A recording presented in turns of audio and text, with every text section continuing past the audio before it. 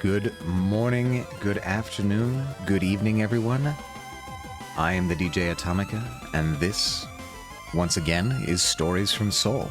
And my VTuber isn't moving, which it should be doing. There we go. I prepped it and everything. Never quite goes how you want it to go. Hello, Jack. Hello, hello.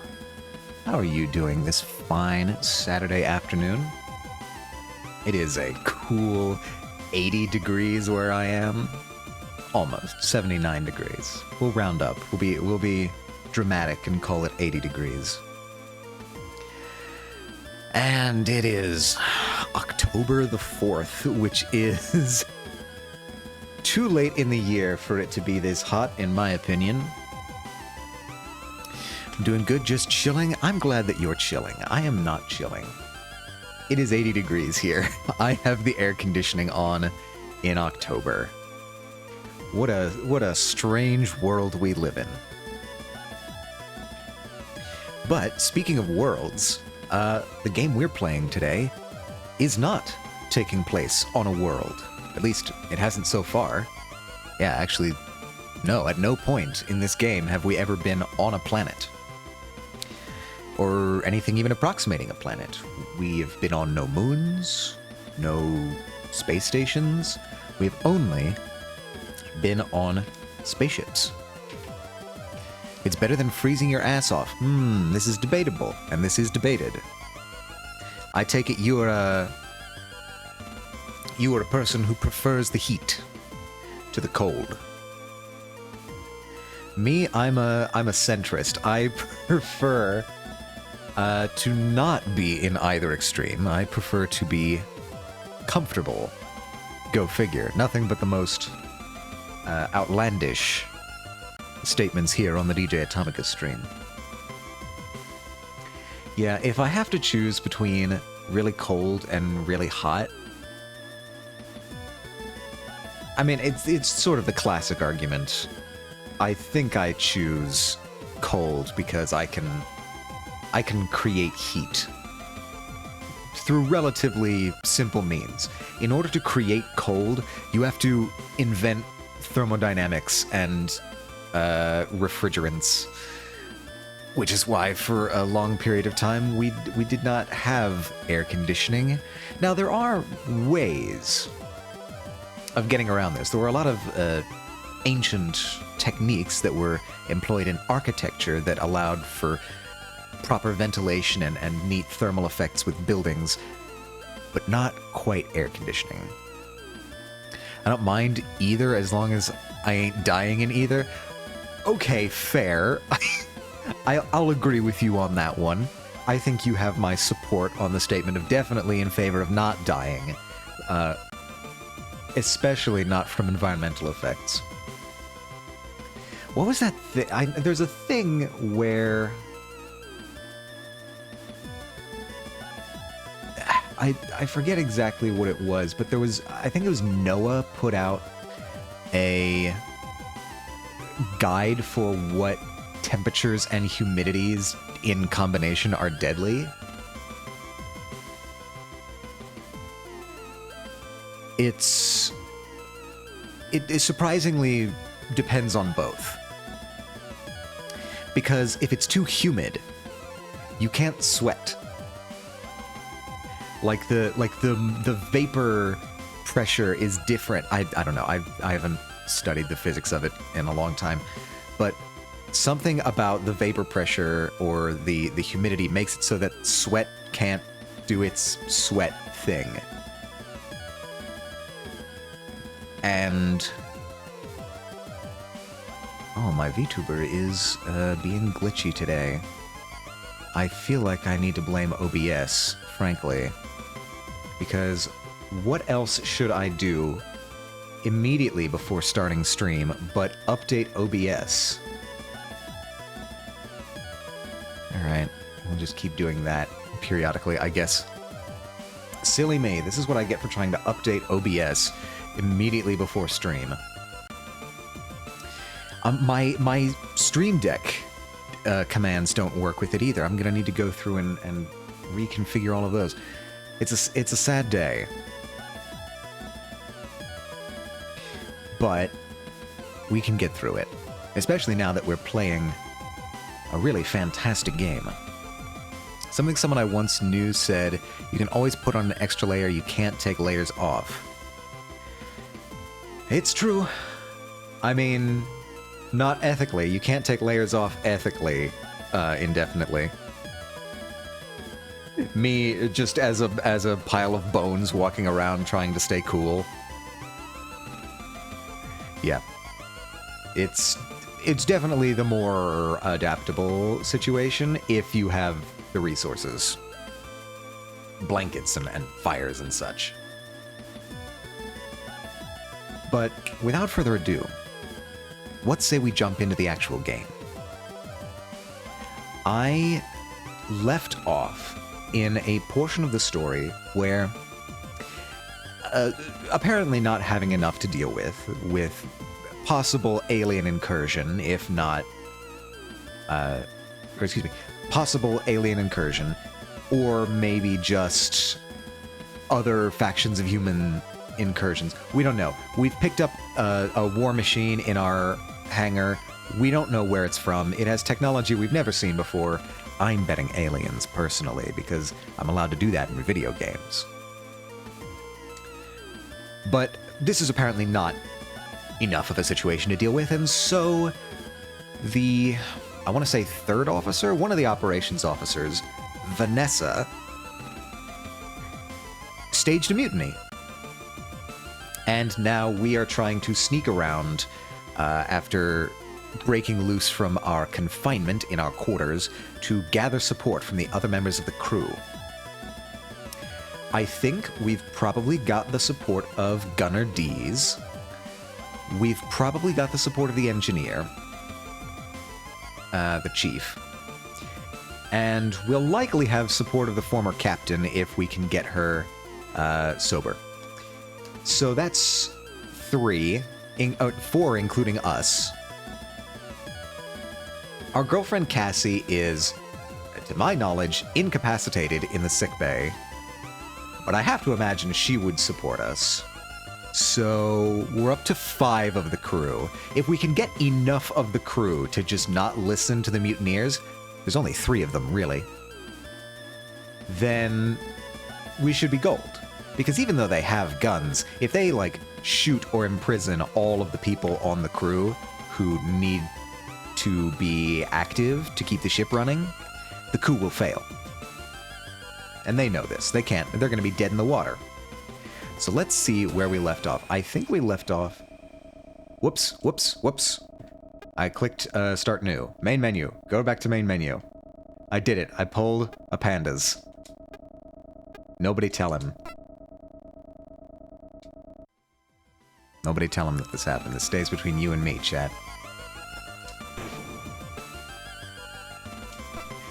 I am slowly coming to appreciate the game design decision to have the continue button be the first one on the main menu. Right, so this is the captured enemy vessel. We locked it in some goo. Oh no, it's fine. It's an easy fix. We're gonna be okay. Breathe. It's alright. It's okay, chat. Don't be scared. We're all here together. What do we do next? We need to move around. That's a lot of goo. It is a lot of goo, but we need a lot of goo because it's an extremely powerful tank. So, you know, no point in being stingy about it. If I'm aware, if I remember correctly, there actually used to be less goo on it when we incapacitated it. But then it crashed into the goo containers when it came into the hangar and got covered in even more goo. So I think we might be out of goo. Personally, I don't think we can do this again. Let's see. We've got the thoroughfare. I feel like the crawlways is where we need to be moving. And I think we've explored all of these, right? Airlock, captain's quarters, engineering, hangar.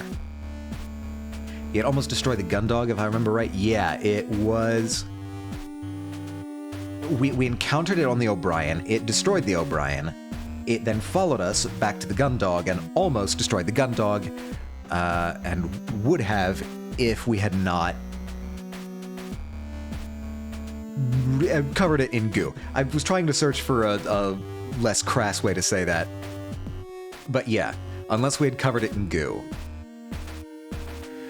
Ah, my VTuber's not working again. This is gonna be too much. I think until I get the OBS issues sorted, let's just switch over to PNG for this stream. How about that? That way I don't even have to drain my phone battery all the way down. Are you gonna work command-wise? You are. Okay, so it's just an OBS thing. Yeah, okay, that's probably something to do with the update. And we'll boot this up, and I should be working in mere moments. VideoTube Mini. Oh, okay, I'm very tiny there. Yes, I don't have a bottom half. Don't worry about it. Don't worry about it. It's just me. I'm over here. All right. I'm gonna put myself over here in this corner, and that way I can see what I'm doing because I'm actually playing this through OBS because of strange shenanigans with how the Steam Deck works. All right. Now, let's see. I've checked the captain's quarters. I've checked engineering. Checked the hangar now. OBS updates everything till it breaks. I have never gone through an OBS update smoothly. It's never been clean. I think the last time I updated, I had like weird bitrate problems or something. I don't know if it changed the bitrate settings on me, but it was not clean then either. I don't think anyone has. Yeah, I mean, okay, to be fair, it's, you know, it's open source. It's got to run on like 5 billion different types of systems. There's no way they can account for every possible bug. But, at least not before release. But yeah, still unfortunate. So, where do I want to go, actually, is the question. Let's check our mission. Our tasks. Explore the crawlways. Find an ally. Is there... Okay. So finding an ally. I've found what I think are multiple allies. Let me go back to the hangar real quick and make sure that I have exhausted every option. Dalton's disappeared in there somewhere. I should go and find him. Oh, alright. That's good enough for me. No, let's talk to Dalton. You launch yourself from the armored frame towards the far side of the hangar, stopping yourself on the first storage crate you arrive at. Far better than being at a gazillion dollars in runs, like an 1847 PC. Is that a problem that people have had? Oh, I mean, in terms of an alternative to, you know, open source. Yeah, I'll definitely take the open source any day of the week. I was actually just recently, as in like within the past couple hours, watching a video on the updates they've been making to Audacity, the audio program. Have you guys seen this? It's really cool how much they've changed it. I think so, anyway. I know maybe some purists who prefer the old ways will not be happy with the changes, but I think it's really cool what they're doing with Audacity. And I look forward to a new age in open source audio processing. There are a lot of really cool improvements, like UI stuff. It's a lot easier, more intuitive to use. Apparently they changed a lot of the back-end stuff to make it work better. It's exciting. It's exciting stuff. plus to the open source development community. We love our open source software. Critically. Some of it needs some work, but that's mainly just because, well, not a lot of people are working on these things. Let's see. Quickly but quietly, begin moving from crate to crate, looking out for any sign of the cadet amongst the disorganization. As you pass by an inconspicuous cluster of containers, you hear the rustle of a jumpsuit and a sharp intake of breath. No, but that's awesome though. Yeah, no, it's really cool. I think the lead, like the project lead, is a YouTuber who has a channel. It's I don't know if I'm gonna spell this right, but I'll try to in the chat. It's Tentacruel or something like that. Tentacruel. He has a YouTube channel, and he just, like, within the past day or so, posted a video about all the changes they're making and why. So it was a really interesting watch. I'd recommend it if you have some free time. Of course, after this stream. You pause and turn your attention to some crates opposite to where you'd heard the noise coming from, giving them a few seconds of fake investigation before launching yourself towards the nook that Dalton has hidden himself in. Whoa! Dalton, please calm down. I just want to talk to you, okay? Dalton. Okay. I promise, Cadet. I wouldn't be here if I didn't really need your help. But right now, with Lieutenant Lord in charge of the ship, we're all in a huge amount of danger. It's not just the commander and captain, it's all of us. We don't know what's going on with this... You gesture at the strange craft. Thing. We don't even know if it's actually deactivated. We could still be in danger. How are we going to deal with it if half our crew is locked up and the other half is on guard duty? All I need is a little bit of your help. If I can prove Commander Quinn innocent, then that's one major blow to Lord's justification for this mutiny. After that, we can prove the captain innocent too. From there, no one on board will side with Lord. They'll know it'll be them up for execution as traitors. But I can't do this alone. That's why I need you. I know the Chief's taught you a lot already. With your help, I can get this done before we get anywhere near Europa. Oh, well, thank you, but I... Dalton. You lay your hand on his shoulder. Please. Well,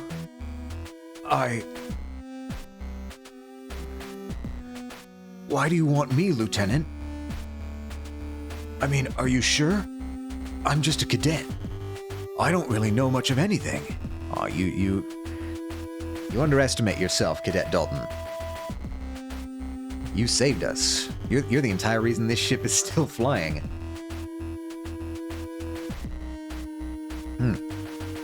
Without your goo weapons, we'd be dead. Are you sure it's my help you want? Like, I just mean that maybe you should think about it is all. If that's okay. Dalton. Okay, so it seems like they're giving us a choice to recruit Dalton or the Chief as an ally. I'm almost wondering if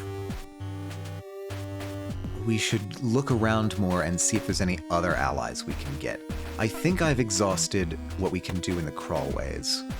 The airlock, I don't think we're getting anything in the airlock. Captain's quarters. I don't think there's anything else I can do here. Harger. Dead to the world. Alright, yeah, no, nothing going on in this place. Who else is in the crew quarters? Even if I could open the door, Hansen is armed and stood right outside. Right. Not worth the risk. Okay. Back to the crawlways. That's fine. Engineering, hangar, captain's quarters, airlock is the only other option I have. Can I get to the central hub? I can. You tread lightly, doing your best to keep your steps as silent as possible as you approach the central hub. You stop as soon as you reach the threshold between the airlock and the hub. And holding your breath, listen out for any sign that Hansen or Haru might be nearby. Sure enough, you can hear the two bantering loudly from the direction of the four-side thoroughfare as they stand watch over the two crew quarters corridors. Okay, but seriously, Lord has got it down bad for you. Yeah, I'm not stupid. Trust me though, someone like her, no thanks. No way. Crew's easy promotion right there, one and done. If you did, I bet you could get her to say anything you wanted when we get this ship back to Europa. No thanks. She's not even my type. Oh yeah? Who is then? As if. The captain? Shut up, Rumney. Commander Quinn? Shut up, Rumney. The banter stops there, and a silence follows. You can tell by their voices that they both stood in the four-side thoroughfare, which gives them a clear line of sight straight through the central hub and towards the aft thoroughfare. If you left where you were stood now to head further into the ship, there was a good chance that you'd be spotted. Slowly, you begin to make your way back towards the airlock. Looking back over your shoulder, you see that the panel covering the ladder leading to the bridge has come loose again, dropping from its mounts onto the floor. Hey, what was that? Man, I don't know, sounded like something in the hub. Stay here, I'll check it out. You swear under your breath as you try to move as silently as possible back towards the airlock, as quickly as you can. Once there, you pull open the hatch leading into the crawlway and drop down inside, quickly pulling it shut on top of you. At least, you attempt to. As you try to pull the hatch all the way closed, you find it catching on something just before it shuts. Each time you try and force it, the mechanism makes a scraping noise, which you realize is loud enough to be heard from the hub. Hey, someone there? It's instantly apparent to you that the crawlway runs under the route from the central hub to the airlock, as you hear Hansen's footfall echoing through the crawlway, growing continuously closer. With one final heave, you yank the hatch with all your strength and manage to pull it shut, swinging the lever into its original position as you do so. You sit still in the darkness, holding your breath. Piece of junk ship falling apart. It's just the wind. Don't worry, chat. It's just the wind out here in space on a sealed spacecraft. I mean, I guess it kind of was. It's the ventilation shafts, right? So we can... It counts as the wind. You wait until Hansen's steps have completely faded away until exhaling in relief. You remain in the darkness for a few minutes, waiting until all sounds of activity from the central hub disappear, and you tentatively re-emerge into the airlock. I should probably stay away from the central hub for the time being. Oh, and they just let me stay in here. Alright. Let me look around. Will it let me do anything with the spaceships? Spacesuits. These are just standard emergency survival suits. They're good for surviving space, but they won't do much against Hansen and Haru's guns. Can I take them anyway? No. What about the terminal? Can I use this? My access restricted. I can't do much here. I can't even stargaze. Alright. No luck on that front. Can I use... I plan to go outside the ship anytime soon, and these won't offer much in the way of protection against firearms. It's not even worth trying the radios. Who knows who'd pick up? It might be Vanessa if I'm really unlucky.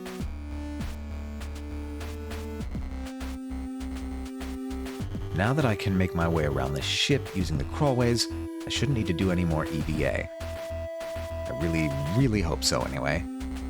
Alright, this is looking like a bit of a dead end. So let's go back to the crawlways. I want to move back to the hangar, and I think this let me go out to the foreside thoroughfare. The way out of the hangar is in full view of the foreside thoroughfare. Hansen and Haru would spot me in an instant if I left that way. I'll stick to the crawlways for now. Alright. I think it would be wiser to start by allying with the chief. Because the chief has a lot of sway over the crew and a lot of, well, let's say leverage over the ship's operations. No, not use. I want to talk to one here right now. Oh, do I need to move into the engines? Engines. Now that I think about it, if I look at the task now, explore the crawlways. Oh wait, there was one more. There was one more place that I could check in the crawlways, I think. Let me just be sure.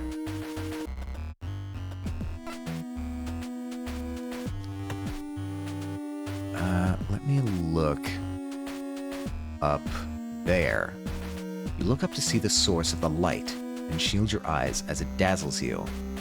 Squinting, you're able to make out that whatever it is illuminating the area of the crawlways you've found yourself in sits on the other side of a large spinning fan blade, roughly 15 feet above you.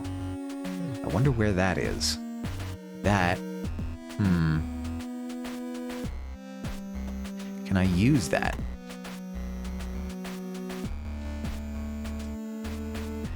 You crawl underneath the light that's cast down from above you and take the opportunity to stand up and stretch, shaking off some of the stiffness that had been built up by traversing the ship on your hands and knees.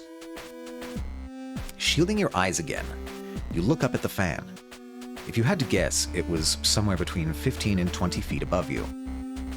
As you look around the vertical shaft you're stood in, you realize that there aren't any ladder rungs or grips that would let you climb upwards. Even if there were, you don't see any control panel nearby that would let you stop the fan's blades. As useful as your pocket screwdriver was, there was no way you'd be able to climb all the way up and then take the fan apart whilst it was in motion. With a sigh, you kneel back down and evaluate your choices amongst the other crawlways. Alright, so I can't use that. Alright, let's go back to engineering. Back to the original plan. The engines... This does look like it's spinning now. Talk to the chief. In the time you'd taken stepping away to think this over, the chief had moved on to a different section of the engine room, and instead of working on a control panel, was now intently staring at a selection of gauges and dials. Reaction's normal, no issues here. Chief, I've thought it over.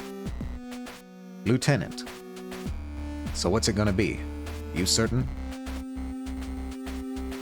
Yes, I can't do this without you. Yes, Chief, I am. I know what you said, but I can't risk it. I can't risk Vanessa getting away with this. I can't risk the crew. I'm gonna do it. Well, you got a lot of spunk, Lieutenant, I'll give you that. Everything's running fine here, so I guess it's you and me now. Where to then, Atomica? You're buoyant with elation at the Chief's words. With her on your side, there was next to nothing on the ship that could stop you. First of all, we need to show that the captain and the commander weren't intentionally absent when the blackout happened.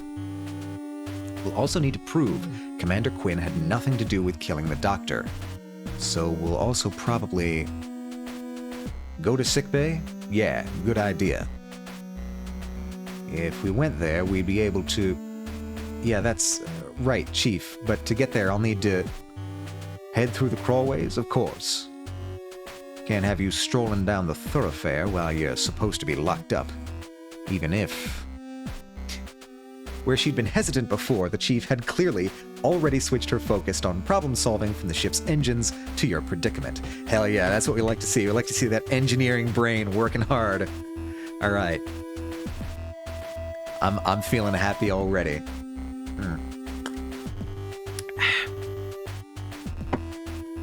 All right, Chief, what do you got? Unfortunately, it looked like that came with her predisposition for getting carried away in analyzing that problem from every perspective. Chief, the crawlways. Huh? Right. The crawlways. Anyway, all right, Lieutenant. So due to the ship's construction, the crawlways system doesn't extend to the engine blocks. It's because of how the Swift class... Enthusiastically lecturing you, the Chief heads towards the entrance that leads back into the engineering room, going into a detailed breakdown of the nature of the disconnect between the ship's hull and its HFDD engines. You let out a sigh of acceptance and follow her. You didn't really want to become an expert on the idiosyncratic construction of the Swift class, but it was a small price to pay for saving the entire ship. It's because the fundamental framework is actually from intercluster small load transports. During the war, It doesn't take long for you... Oh, we got... Somebody got popped there. It doesn't take long for you to both arrive at the spot in the engineering department where the Chief had first hoisted you out from the crawlway you'd arrived in. What that means is that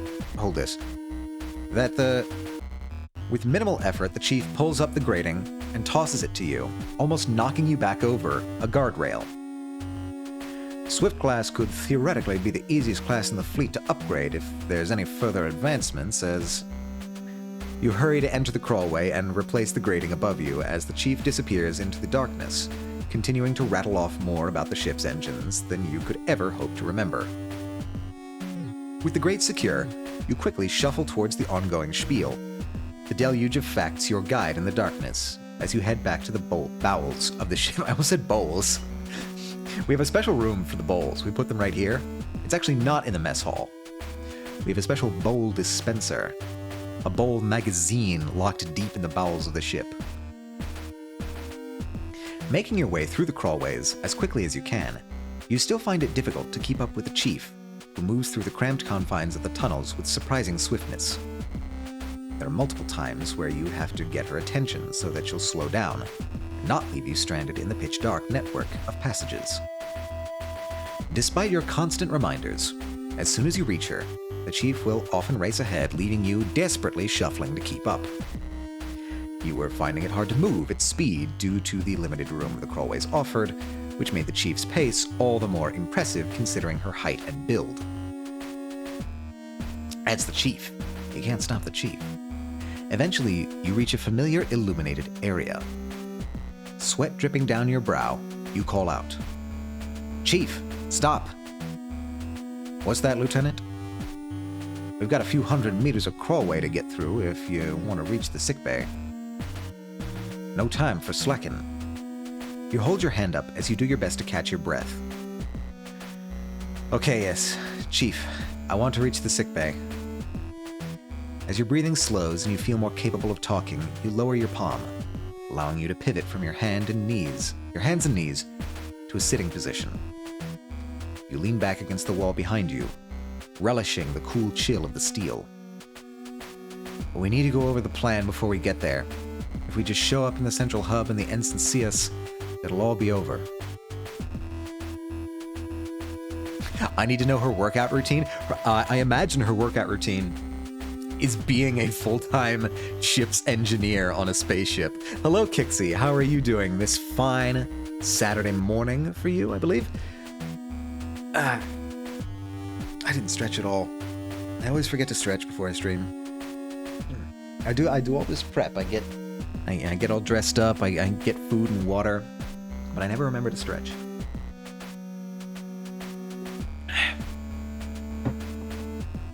Good morning. Good morning. Wait, why are you now frozen? You've got to be kidding me. My god, what is going on with OBS? Kixie, my advice is don't update OBS yet. I did the fool's thing.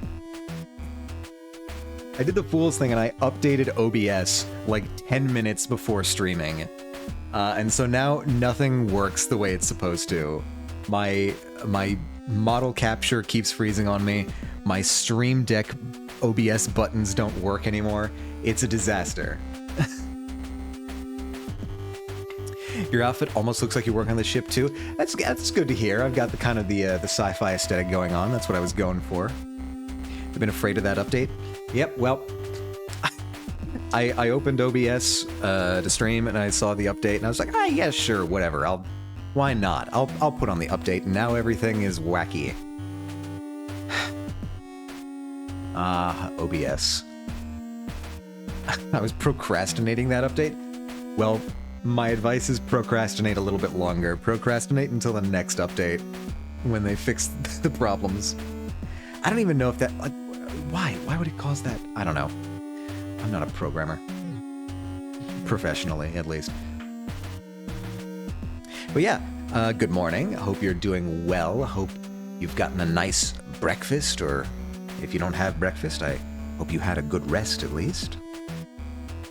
We are currently trying to undo a mutiny, and we've got the chief on our side, which is a good thing. Then I get nervous to put it off too long, because that can cause problems. I mean, maybe security problems, but in terms of operational problems, I've never had it where just not updating borked the software, even in small ways. I did have good breakfast, thank you. That's fantastic to hear. For the record, if anyone's keeping continuity, I did get breakfast for dinner after last stream. I did order some Waffle House. And got that. And I even provided my own syrup this time. It was delicious. Love a good breakfast. Well, good, then I will put it off indefinitely. Thanks for the advice. Yeah, I want to keep updating it because, you know, you do get improvements, bug fixes, things like that. But then you've also got stuff like this where it's like, I guess, okay, my real advice is do the updates every now and again, but do them not immediately before stream. Let's see, like, look, my thing's already busted. I should just keep this open. Don't update immediately before stream. Do it like a couple days beforehand.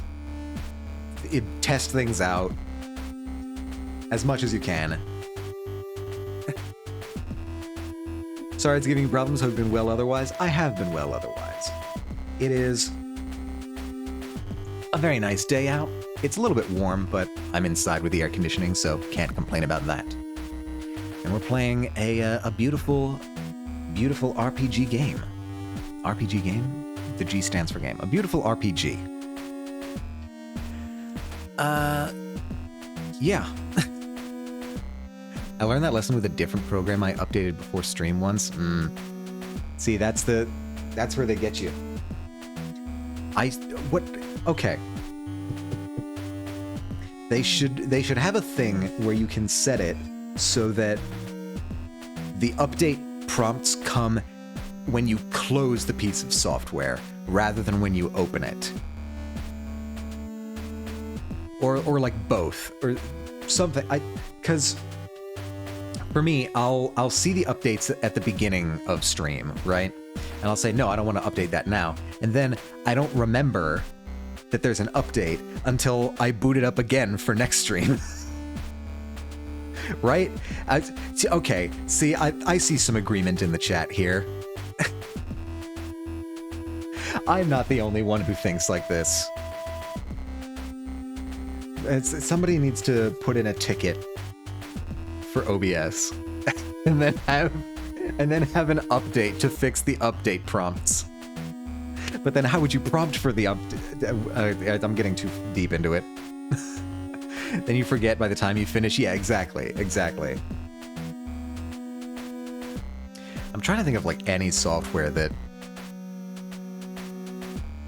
No, I can't think of a single piece of software that does it that way. At least not the ones I use. Because I easily forget about the prompt. Yeah, exactly. It should be when you close the program.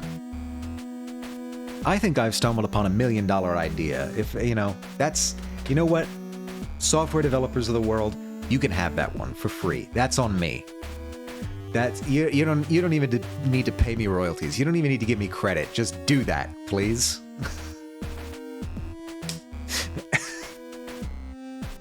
Anyway, maybe I'm in a... I watched the Audacity version 4 video earlier today, and now I guess I'm just in a software redesign mood. OBS didn't help.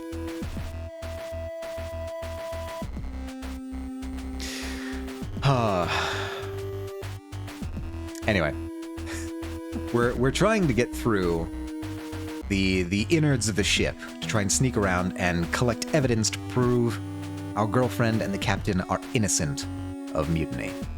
Or, excuse me, of treason.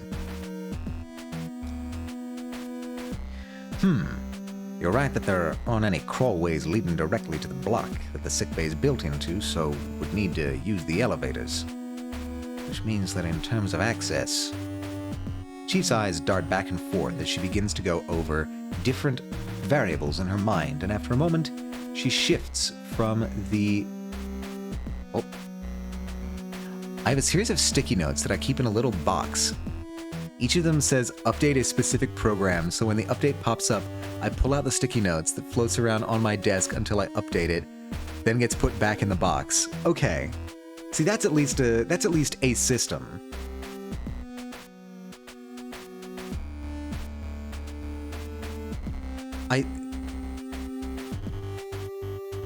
I feel like I would just be worried about... So let me... clarifying question here, Kixie.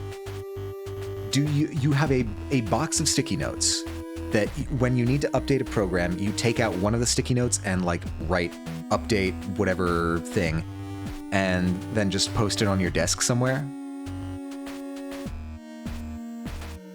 Or do you have like a bunch of...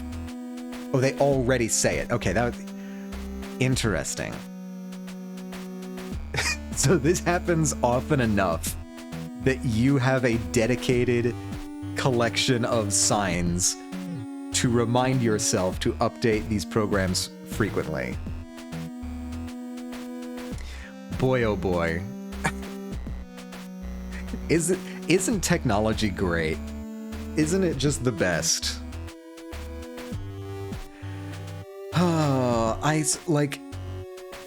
Okay, on some level I get it, right? You're constantly you want to constantly be improving things.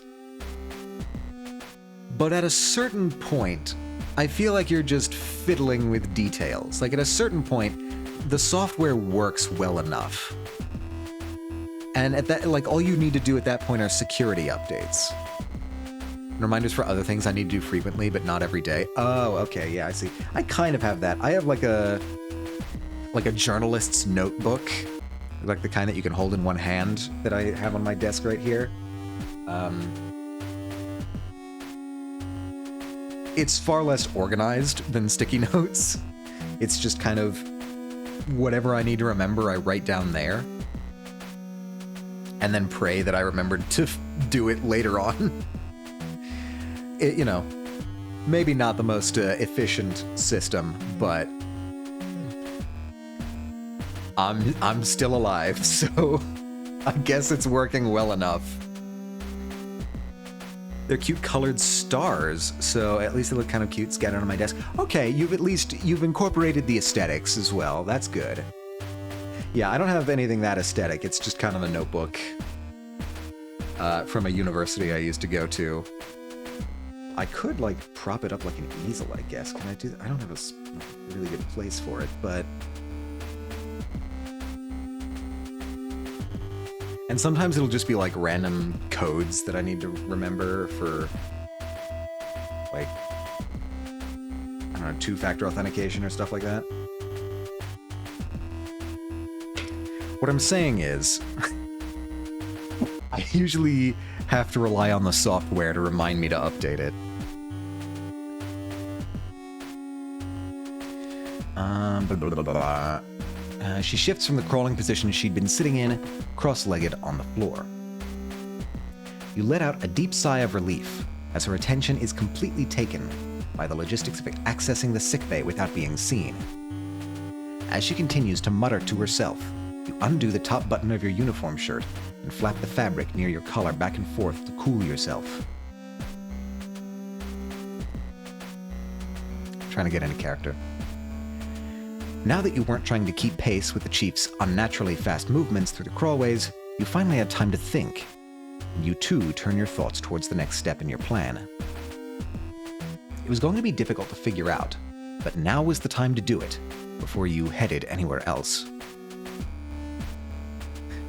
You need a sticky note box. You know what? I think you're right. I think I need... See, I know I have sticky notes somewhere. Alright, full disclosure, I haven't unpacked everything from the move yet. There's a lot of things still kind of just strewn about in random places. I don't even know where the sticky notes wound up. Are they here? On my desk? No, they're not here. So there's sticky notes somewhere in my apartment. Now all I need is a box. I could make a box, right? I would need cardboard, but I've got cardboard because I've got other boxes, big boxes. This could work. Also, my VTuber is once again frozen. I don't know what's happening, because, like, all I'm doing is going into the source and just restarting capture. I don't know why. And why aren't you working, Siphon Client? Whatever. It's a cheap plastic desk organizer box with drawers where I keep the packs of sticky notes and lid on top where I keep the labeled notes. I see, I see.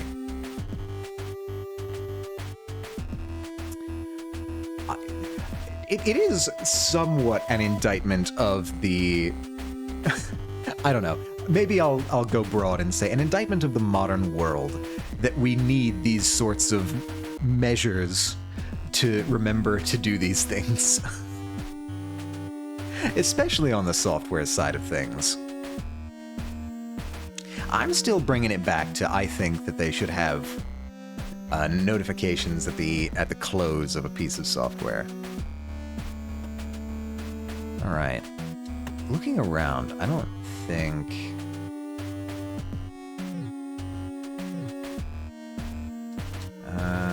Plus, it'll start getting pretty crowded in here.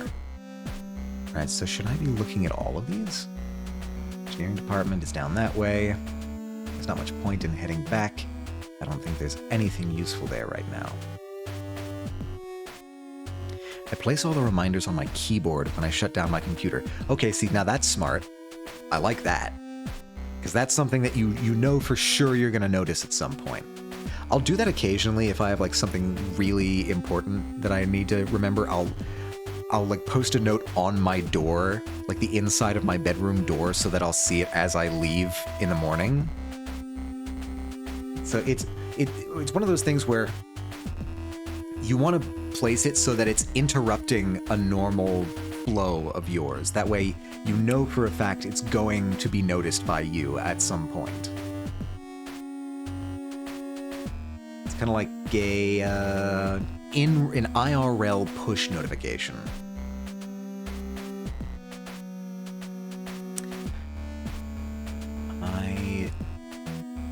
I feel like I must have done that with a sticky note at some point.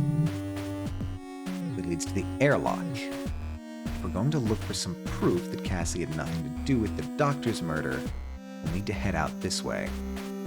Ah, okay, that's what we're doing. Because having to touch them makes a difference for me. I think it makes a difference for most people. Like, involving as many physical senses as you can is actually a really good way to interface with technology more generally. Oh, he's sleeping again. Like, I'm trying to think of... allow me to briefly get on my boomer shit. I don't like that we got rid of physical buttons. I generally don't like it. There are certain contexts where I feel like, okay, it makes sense, right? Like on the front face of a smartphone, having it all be screen, I can live with that. But I don't like that we've gotten rid of all the other physical buttons on a phone. Like, there seems to be this push to have everything be virtual buttons. You see this also in some of the newer cars as well. I think they're finally seeing the error of their ways and looping back around to having physical buttons. But for a time, especially when Tesla was like the big thing, like the big new thing in cars, like everything was just virtual buttons, virtual dials, having to tap through a bunch of different menus on a screen to do anything in your car.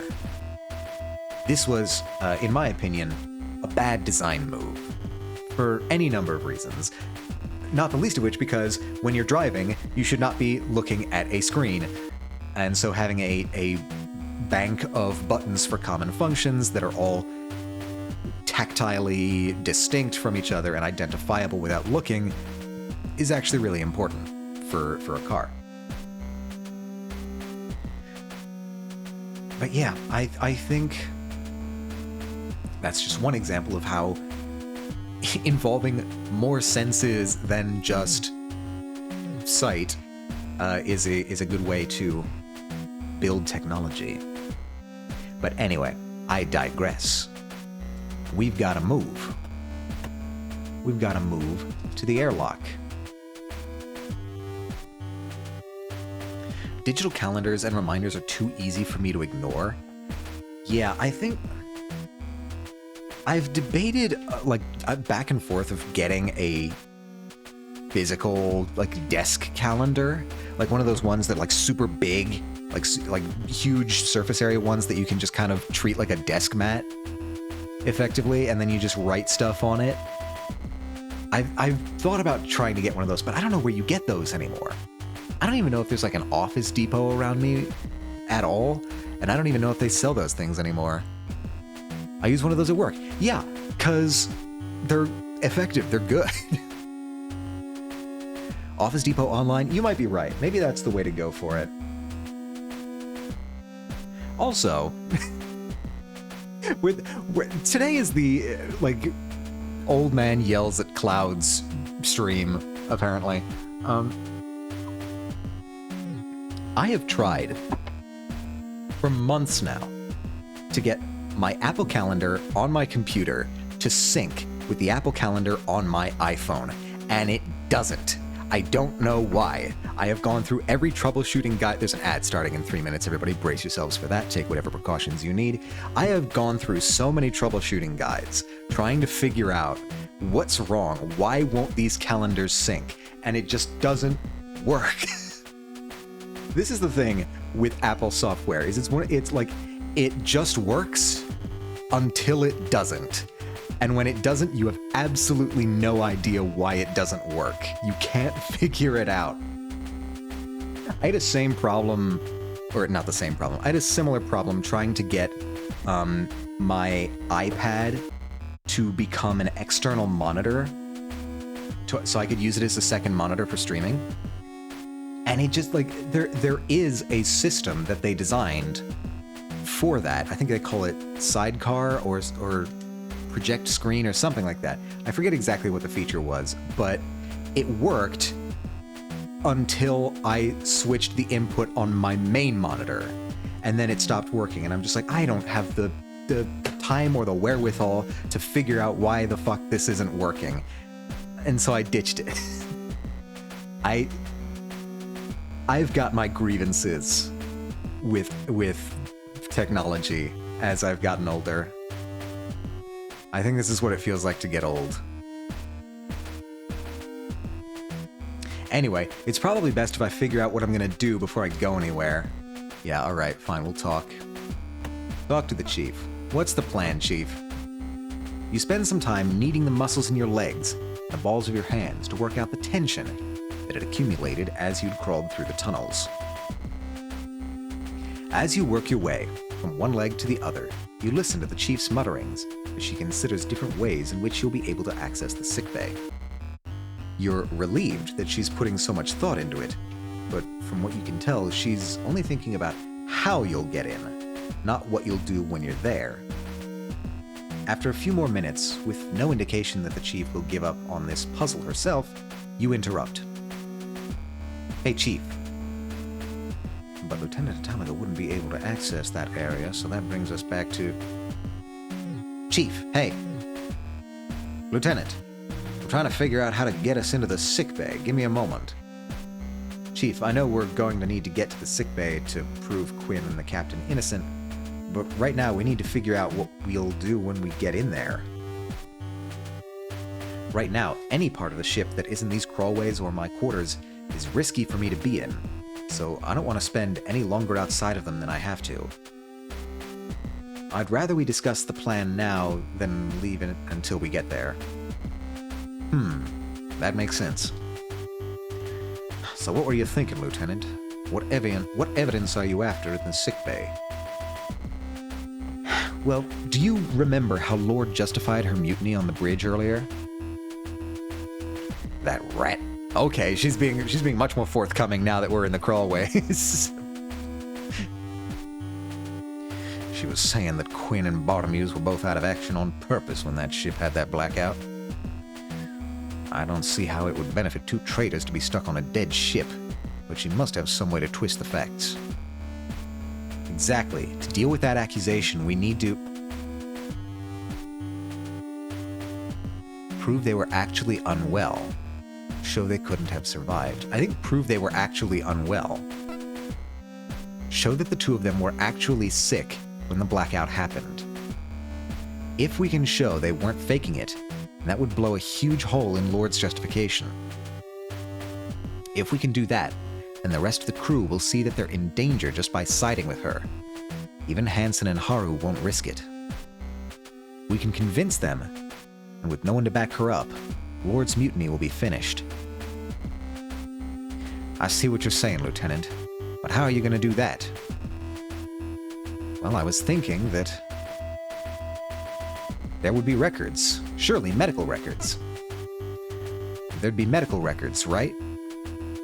As soon as the power was back on, I took the commander straight to the sickbay and told the doctor about the captain's condition. He's always making note. Oh, how long has the ad break been going? My model. Why does it freeze? Why does it betray me like this? Restart capture. There we go. He's always making notes on that tablet of his. Even when he was treating me after the crash, he was logging his diagnosis and medication used onto it. He's logging his diagnosis and medication used onto it. He'd have definitely done the same for Captain Bartholomew and Lieutenant Commander Quinn. Hey, good thinking, Lieutenant. If the medical records software is like what I used to log repairs, then it's pretty watertight. Time, date, essential information, it'd all be there. Exactly. Right. So we're going to need to get our hands on that. Easy. You shift from your sitting position back to your hands and knees to begin crawling your way through the tunnels to your next destination, but the Chief remains sat where she is. Come on, Chief, we need to get to sickbay. You're forgetting something important, Lieutenant. What do you mean? The doctor's murder. With gritted teeth, you shift back to your sitting position. In the excitement of thinking you had the solution to this whole problem, you'd completely forgotten that Lord had directly accused Cassie of the doctor's murder. Even if you could prove she had been unconscious at the time of the blackout, no one on the ship would take the side of a murder suspect. you know where they put the doctor's body, Chief? Hmm? I was knocked out when that was being dealt with. Did they leave it in sickbay? Of course. The Surtur wing has storage unit for them. Why? Then nothing's changed. Proof we need that the captain and the commander weren't absent on purpose is going to be in the sickbay. The doctor's body is too. If we're going to prove that Commander Quinn didn't kill him, that's probably the best place to start, right? Can't argue with that, Lieutenant. Right. Sounds like you've got it all figured out. Ready to get moving? Ready when you are, Chief. That's what I like to hear. Just make sure you keep up this time. Yes, Chief. I'll do my best. I don't have the arms that you do. You marvel at the speed and agility that the Chief demonstrates in such a confined space. As she springs forward from her sitting position and disappears down a dark crawlway. You, on the other hand, curse how awkward it is as you rearrange yourself back into a crawling position and head after her. Although she only has a few seconds lead on you, it takes that long for her to disappear from sight, leaving you scrambling to catch up, following her exclusively by the sounds of her boots and jumpsuit scuffing against the tunnel floor. Fortunately, you're just about able to keep pace, and, panting and covered in a fresh film of sweat, you catch up with her just as she opens a hatch in the tunnel's ceiling.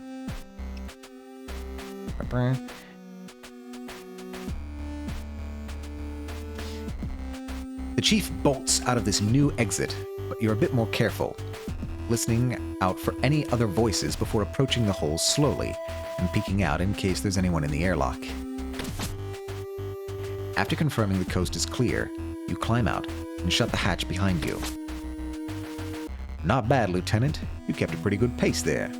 Maybe we'll get you up to maintenance team standards yet. Oh, Chief, you flatter me. You smile and nod at the Chief. You'd like to respond, but you're breathing too heavily due to exertion of keeping up with her, and the cool air of the airlock catches in your throat. Instead, you wipe the sweat from your forehead with the cuff of your shirt sleeve and lean against the main airlock hatch, trying to slow your breathing. So when it comes to the crawlways that you can access, the closest that the network we've been inside will take you to sickbay is here, in the airlock. There's others that could take us right there, but none of the access points are places that you could get to without being seen by some other crew members, so... Again, you simply smile and nod. Right, okay. Taking the opportunity to compose yourself as the Chief fills you in on all the different paths that the crawlways run through the ship. Eventually, you're ready to move on, but the Chief is deep in another lecture, growing increasingly absorbed by her own subject matter. That happens to the best of us. Exhaling deeply, you stand fully upright. If you want to get moving, you'll need to snap the Chief out of it. All right, come on, Chief. Hey, Chief. Now that you were ready to move on, you do your best to nudge the Chief out of her latest mental distraction. But the thing about that approach is that it doesn't consider... Chief! What is it, Lieutenant? I was just considering... Sorry to push you, Chief, but we really need to get going to sickbay now. We've only got a few days until we're back at Europa. The sooner we deal with this, the better. Right. Okay then, Lieutenant. How are we going to get past the ensigns? The ensigns. You remember nearly being caught by Hansen the last time you were in the airlock. But in the brainstorming session you'd had in the crawlways with the Chief, you'd completely forgot to factor them into your plans. Should I be the security officer? I feel like these are pretty obvious things I should be considering. You'd been too concerned with where you needed to be in order to prove Cassie innocent that you hadn't thought how you'd get there. You've got a plan for this, right? Of course. You lie as you run through some ideas in your head. I guess we're gonna need a distraction. We need to figure out some way to get them away from the thoroughfare. Ideally for a while. That's good thinking, Lieutenant. It's gotta be easier to get them out of the way than it is for us to try and sneak past them or take them out. But I can't really think of anything we can do from here. Don't worry about that, Lieutenant. I've got just the thing. You stay here and watch for the right moment. No, you stay here and watch for the right moment. You'll know it when you see it. Okay, but without pausing to listen to your concerns, the Chief turns away from you and strides down the hallway towards the central hub. Unlike you, she still has the freedom of the entire ship as long as no one realizes that you're both working together. You watch as she walks nonchalantly into the hub and then turns right towards the aft thoroughfare.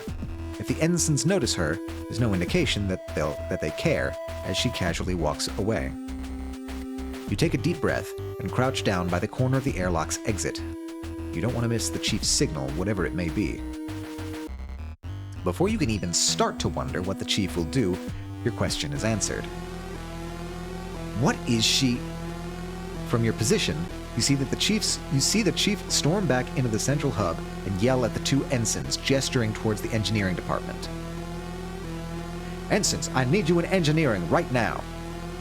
You can't make out the response, but the Chief's reply is loud and clear. If you don't get it moving, there'll be no one left to guard. Now get down there. It doesn't take much to convince the ensigns.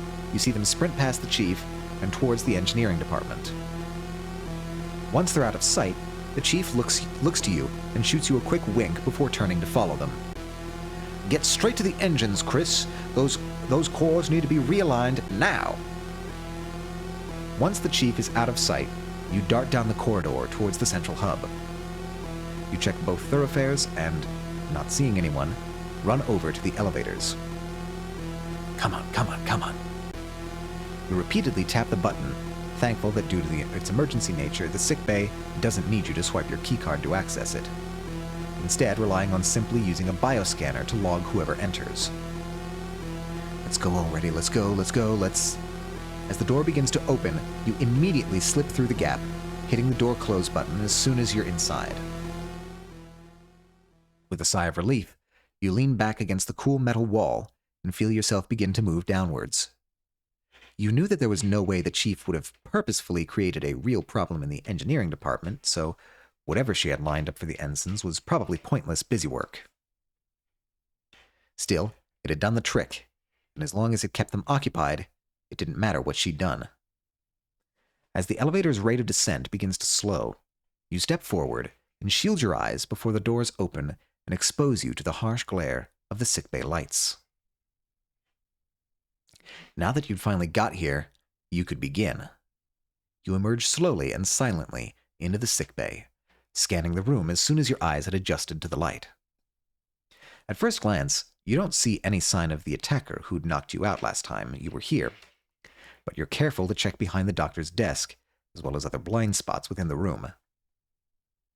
Once you're confident there's no one else in here with you, your shoulders drop, and you release the tension that you'd been carrying. Without any obvious threat, you take your time going over the room. Everything was as you remembered. No one had even gone to the effort of cleaning up the shattered glass that covered the floor in front of the medicine cabinets, which again, I would like to point out, we are very suspicious of, or at least I'm very suspicious of. I think something is going weird with the Nutrishakes. Because it's a weirdly consistent thread, both on the O'Brien and on this ship. I think the Nutrishakes were a kind of advanced measure by whatever force we're encountering here to disable the members of the crew on board these ships. Which makes me think that it might be something of an inside job. At least within the JCF, at least within the fleet. I don't think it's an inside job as in coming from Vanessa. I think Vanessa is just a cloud chaser. But I do think something sinister is going on with the Nutrishakes. Because Cassie, Belle, knocked out when we encountered the O'Brien, when the blackout originally happened. And also, everyone on the O'Brien seemed to be that way, at least everyone we could find. And that includes the doctor in the sickbay, who apparently was smashing open their own version of these medicine cabinets to get at the protein powder. It's not protein powder, the Nutri-Shakes. So it's a thin thread, but I think it's suggestive. You take a small amount of solace in that fact. If you were lucky, it meant that everything else in the room had been left alone too, including any evidence that might absolve Cassie or the captain. Okay, where to begin? Let's start with looking around. Let's see. Much like on the O'Brien, the glass fronts of the cabinets that stored the various medicines and treatments had all been smashed with fragments covering the floor. You do your best to avoid disturbing anything, but still manage to crunch a few pieces underfoot as you look at the broken edges of the glass that remain in the cabinet doors. No blood, no fabric, nothing caught on these shards. You step back to get a better look and hear something crinkle as you step on it. Turning back to see what it was, you kneel down to pick it up. Nutri-Shake Mix. This has to be happening. This is real. I am not crazy, he shouted into the void. I am not insane. The milkshake, the Nutri-Shakes are a conspiracy. I'm being proven right.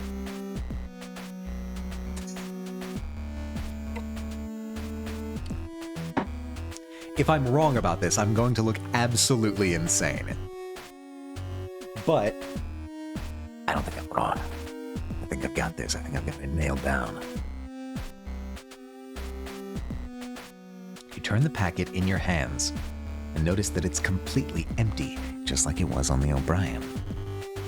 Just like what happened on the O'Brien. See, I'm picking up what this game is putting down. I'm firing on all cylinders. You can't stop me from putting the pieces together. You can stop my PNG tuber from working, however, somehow. I know it wasn't Cassie who killed the doctor, and since this is the same thing that happened on the O'Brien, does that mean it's the same killer? Could it be whoever's piloting that machine? But we've not seen any sign that anyone's been able to leave it. And why would they kill two doctors just over nutritional shakes? It doesn't make any sense. Yet. It doesn't make sense yet. It will all unravel soon. The doctor's desk. If there are any documents that will come in useful, they'll be in here. Righto. Let's check the med beds. Heading over to the emergency beds, you do a quick visual review that doesn't reveal anything unusual. Despite this, you take some extra time to go over them, peering into all the little nooks and crannies where the padded top joins the frame. You pay careful attention, looking for any unusual markings or damage, or signs that someone else may have been around them, aside from Cassie and the doctor. After a few minutes of searching, you fail to find anything that could prove that someone else was here when the doctor was murdered. Do we not have, like, security cameras? Do we not have, like, CCTV footage for, like, important regions of the ship, like the sickbay? I feel like that's kind of a security oversight. In fact, aside from a few of Cassie's hairs on the pillow of the bed she'd been resting on, there was no sign that anyone had used these beds at all. Now, what else do we have? Yeah, I think it's just this. As you walk over to the entrance to the surgery wing, the first thing you notice is that the typically clear glass panel that lets you look inside still has the frosted effect that's reserved for the patient modesty or any procedure requiring discretion. With the rest of the crew accounted for and no one available to do any surgeries, you can only assume that it was left in place because the doctor's body had been stored inside. Alright, enough of looking. Time to use. Let's just use everything. You pick up a few scattered boxes of medication and place them on the counter. You review each one in turn, finding them still completely sealed and with no obvious relationship between them. This one's for blood pressure, these are sleeping pills, some of these are antidepressants. The only factor in common is that it looks like they were all yanked out to get what was behind them, which would be, you peer into the back of the cupboards where all you can see is an empty cardboard tray with the product name printed on it. NutriShake Max. Nutritional alternatives, 10 times 2 kilograms. 2 kilograms? Is a 2 kilogram mix? That's a lot of fucking protein shake. I know it's not protein shake. I keep calling it that. Forgive me. That's a lot. 10 times 2 kilograms.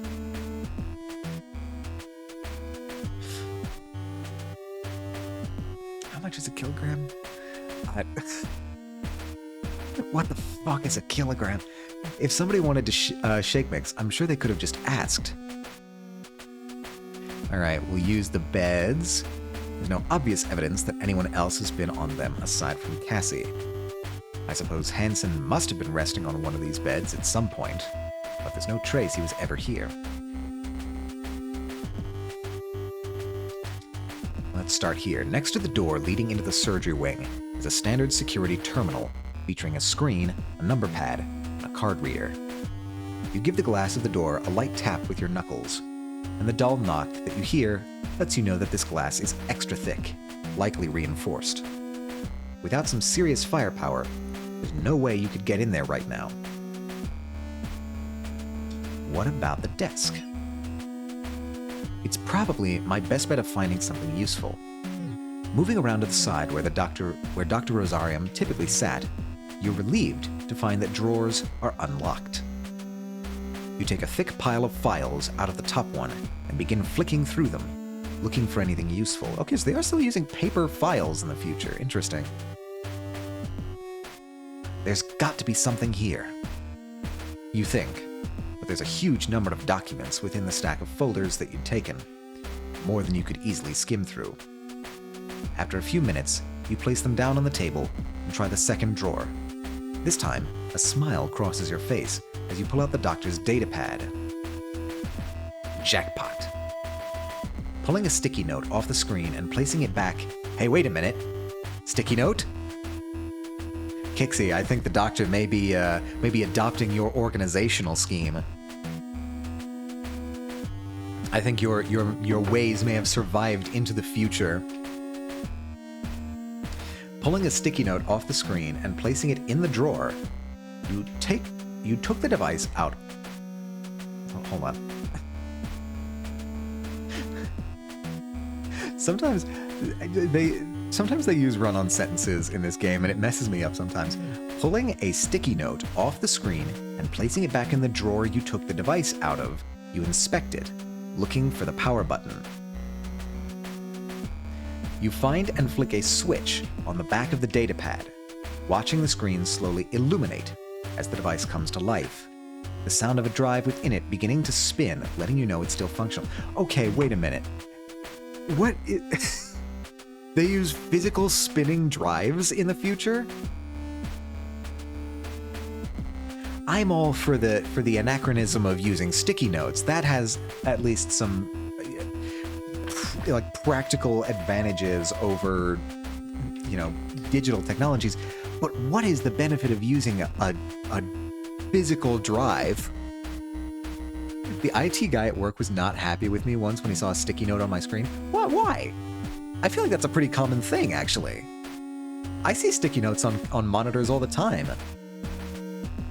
Why would the IT guy be upset about that? Unless it was like on the screen part of the screen, right? Like, do you put it on the screen or do you put it on the like bezels around it? They said it could leave a residue. If it's a post-it note, it's specifically designed to not do that. Also, what's the worst that can happen? You have to take a fucking paper towel to your monitor? That's not gonna hurt it. It's just to get a little scrub at one point. It's fine. I think you have a bit of an anal retentive IT guy, personally. Though, I understand. It might have been on the screen, but I usually put it on the bevel. Okay, but still, like, sticky notes, like, they put a lot of research and development into developing an adhesive that was sticky enough to stay on a surface for an extended period of time, but not sticky enough to leave a residue. Like, it's a very delicate balancing act, but that's part of what they do. That's part of how you wouldn't be able to get it off of the stack of sticky notes if it left a residue. That's what I was thinking, but chose not to argue. I think your IT guy just didn't want it there for some other reason. Maybe he didn't like the appearance of clutter. I protest this random IT guy that I have never met nor will likely ever meet. I implore you to state your reasoning to a random streamer on the other side of the country. I want documentation.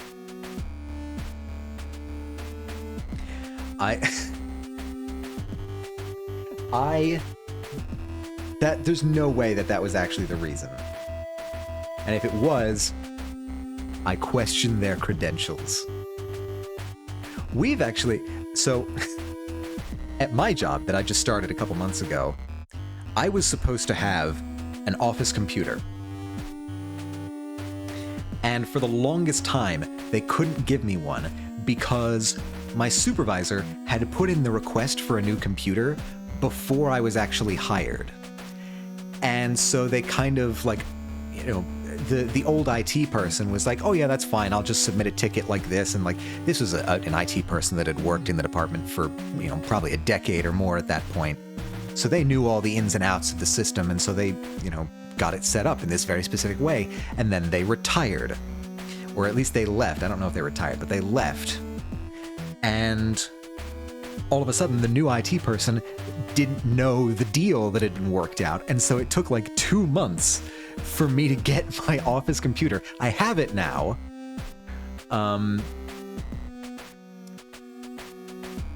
But God, IT departments can get very arcane. I was a bit annoyed by it and felt they were just being weirdly obsessive.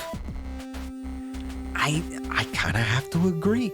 Given the stated reasoning, I don't really think it tracks. So, listen, you've got my support, at the very least, Kixie. The next time... Here you go. Clip this. The next time the IT person comes into your office, you can show them, hey, the DJ Atomica, random streamer, thinks that you should calm down. I'm sure that'll improve the situation drastically. IT people love being told that they don't know what they're doing. On second thought, maybe don't do that. Maybe we, After all, it is the IT people who programmed the update to OBS, which completely mucks up my operations. Maybe it's a Steam Deck interface. No, it can't just be, because that wouldn't involve my PNG tuber at all. It's definitely something with OBS. God damn it. I think I've slightly borked the OBS. Whatever. You find a switch on the back of the datapad, watching the screen slowly illuminate as the device comes to life. The sound of a drive within it beginning to spin, letting you know it's still functional. I mean, I do like disk drives. I got a Blu-ray drive so that I could play Blu-rays because I like physical media. But as internal storage, there's just no reason. Alright, I bet this will have the information I need. Ah, shit. Your relation is immediately wiped away. Oh, excuse me. Your relation is immediately wiped away as you're faced with a login prompt. Oh, come on! You place the datapad onto the desk alongside the pile of files and sit down on the doctor's chair, placing your head in your hands. Oh my god, please don't tell me the doctor put their password on one of the sticky notes. Please don't tell me that the doctor has their password on a sticky note. Okay, I will say, the one place where I would agree with the IT person is if the sticky note in question had your password on it. Then that would be a good reason for you to take it off. But that's the only exception I can think of. You do not want your password in an easily available Post-it note right on your desk.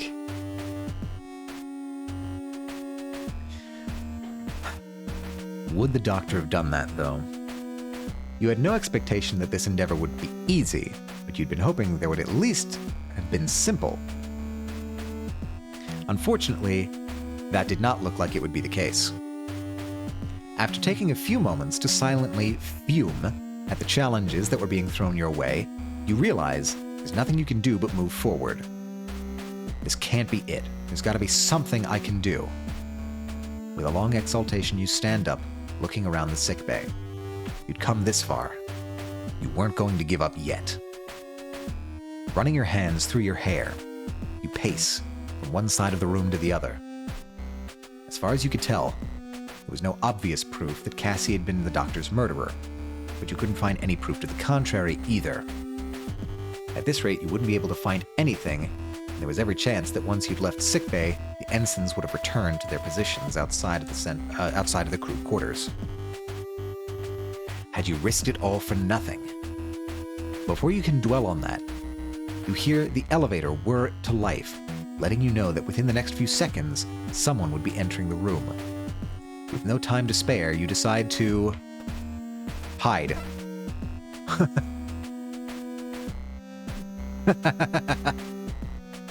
There's the clip.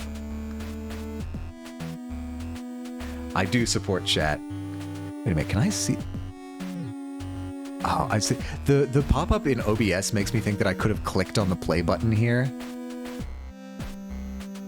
That would be a cool feature. Why isn't that in the update? Man, I'm just getting angry at OBS today. This is not a good day. It's not a good day when you get angry at OBS. OBS is such a good piece of software. I feel like we give it so much shit. It's one of those things where it's like you only notice it when it's not working. OBS is a fantastic piece of software. I adore it. It's just when we have problems that we get angry about it. So maybe instead of complaining about OBS, what we should do today is instead counter and take stock of all the things that we love about OBS. Number one, it's free and open source. That right there, I don't know if it's open source, but it's free and it's open. That right there is miraculous as far as software goes. We cannot underestimate how big of a thing it is that OBS is a free and open piece of software. And essentially the industry standard. How often does that happen? That the industry standard software for something is free and open source. You know what? Saying it out loud, round of applause to the OBS team for everything that you've achieved. We need to start praising our software every time they work well. Thank them every time we shut down our computers. Absolutely. OBS in particular, I feel like it's absolutely mind-boggling that this software exists and is just available for everyone to use. And is so good that it's the industry standard. Hello, Lord Ling. Hello, hello. Thank you for the hydrate. We're just praising OBS. Because this has been a stream weirdly filled with tech tangents. And I have full confidence that the OBS team will eventually sort out what's been going wrong with this piece of software. These little glitches that I'm having. It will get sorted out. This I know. You look around the room in desperation for somewhere to conceal yourself so that you can either stay unnoticed by whoever enters or get the drop on them if necessary. With the surgery wing locked and and the emergency beds, nothing more than suspended platforms, you're left with one option. Just as the door slides open, you dive behind the desk, trying to tuck yourself into what little space there is underneath it. Remaining as quiet as you can, you listen to the sound of footsteps crossing the room towards your position. Footsteps coming from the elevator towards the desk fall heavily on the floor, each one causing a resounding thud. Okay, so that's gotta be the chief, right? Just like how I say please and thank you to AI every time I have to interact with them just in case they take over. Yeah, I want there to be a nice, long record of how polite I was. Though I'll admit, the generative AI stuff makes it hard. I'll admit my difficulties. I do not care for generative AI. But I won't be rude to them when interacting directly. I have never insulted an AI to its face, so to speak. I don't think they have faces, but you understand what I mean.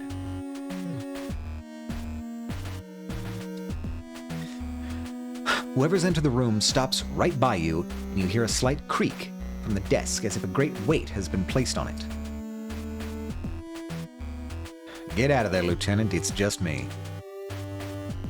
The chief appears in front of you, squatting down with one hand still resting on top of the desk. She reaches out to you, and you take her hand, which yanks you out and to your feet. No need to worry about Cruz or Rumney. I got them realigning cores on a deactivated secondary drive coil. With the false readings I fed into it, they'll be there all day.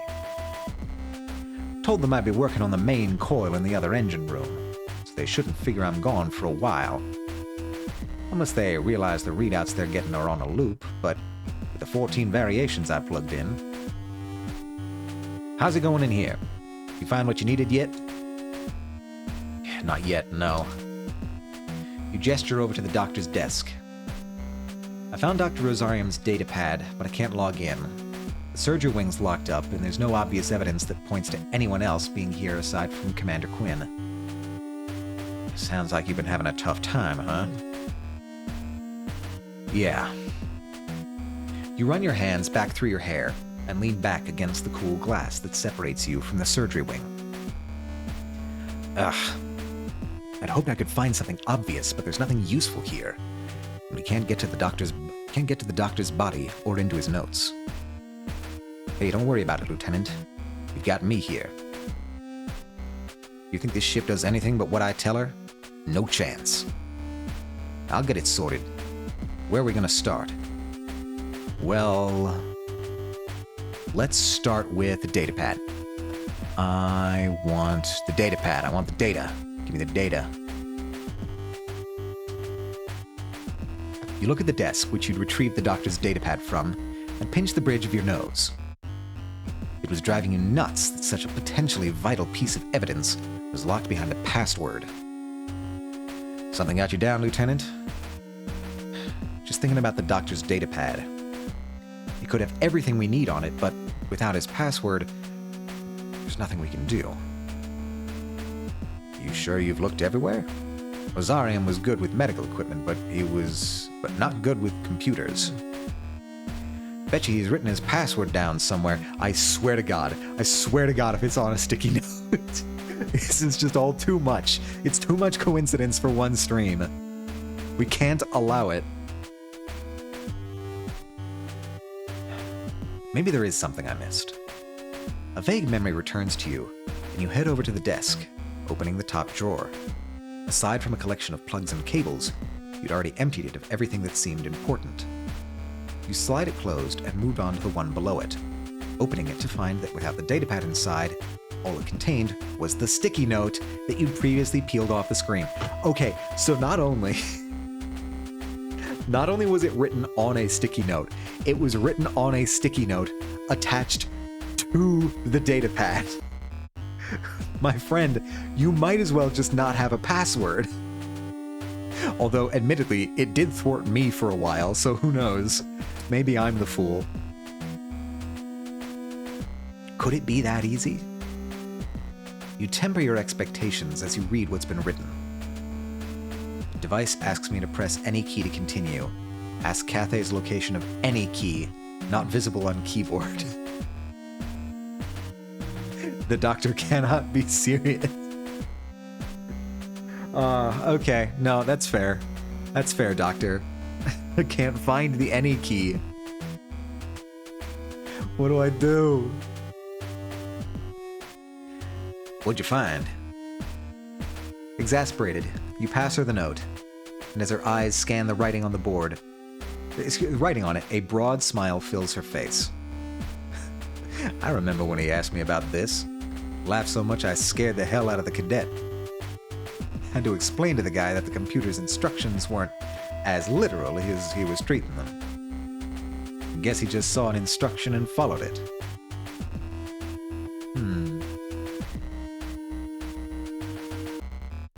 Okay. So let's see. You check the beds once again. With how thorough you'd been the first time around, there's nothing for you to find. What are we even going to get, if not the password? Maybe he has it on him? Despite a closer inspection of the cupboards and cabinets, you don't find anything new that you hadn't been able to see the last time. I think he might just have it on him. You stand in front of the closed doorway to the surgery wing and tap on the frosted glass.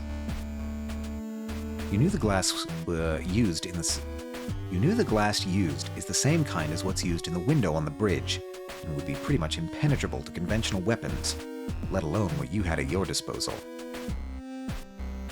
You'd not been able to find the doctor's keycard, and without it, you wouldn't have much of a chance of getting in. But I do have a keycard. I have Cassie's keycard. We are abusing our girlfriend's clearance like nothing. With a smug sense of satisfaction, you swipe the card through the terminal next to the door and wait for it to open. Instead, you're met with a harsh series of digital tones. Access denied. Insufficient authority.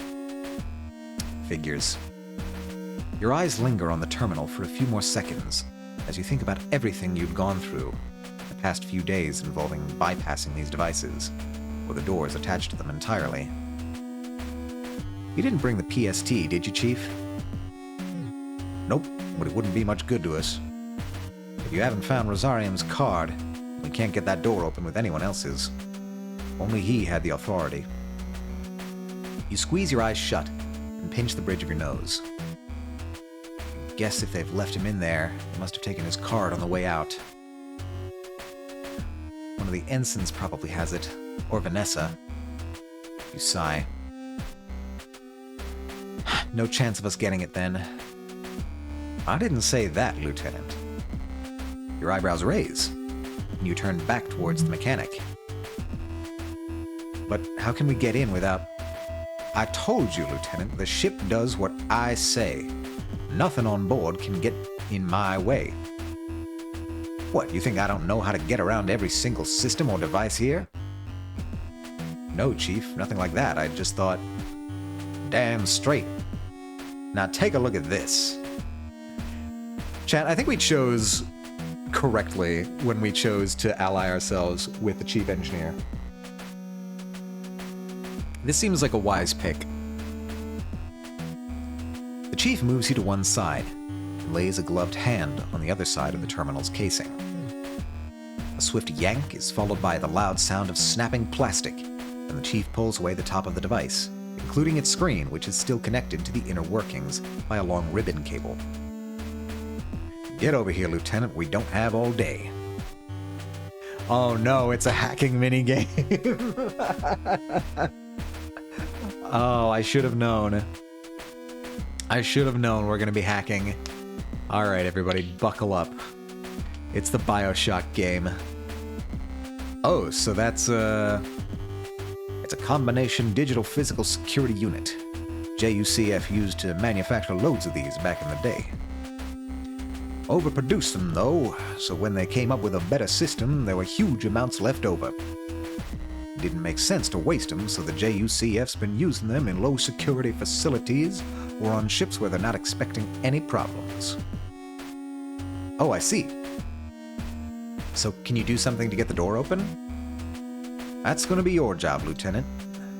See, this thing works by redirecting power to the door whenever it scans the right clearance on a keycard. You can get the same thing to happen by rotating the nodes, though. It diverts the power to where you need it to be. Easy. Chief, shouldn't you... Wish I could, Atomica, but you're the main character. You're the one who's got to play the hacking minigame. Ah, alright. Fine. The Chief takes off one of her thick gloves and holds her hand up to you. Aside from the calluses and worn, leathery skin of her palm, you also notice that the whole hand is shaking. The tremors are small, but constant. Oh. Damaged the nerves doing too much work with the heavy machinery as a girl. I'm fine with military or industrial-grade machinery, because it's usually pretty clunky. Chunky. But stuff like this, I don't have the dexterity for it. So what are you waiting for, Lieutenant? Get on it. Right, of course. Alright, okay. Okay, I see what we're doing here. So the only option we have here is to take this down. That's fine. That might be... Where does this take us? Takes us there.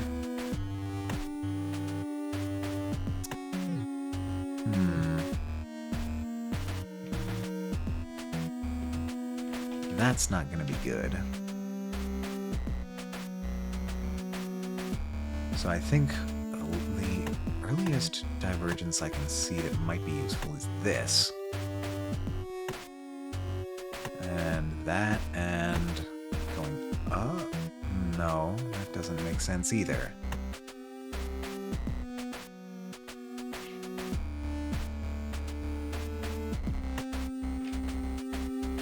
If I do that, it's the same in either case.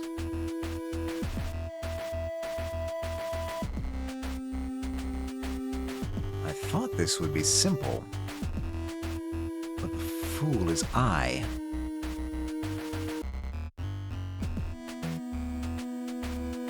Oh, wait a minute.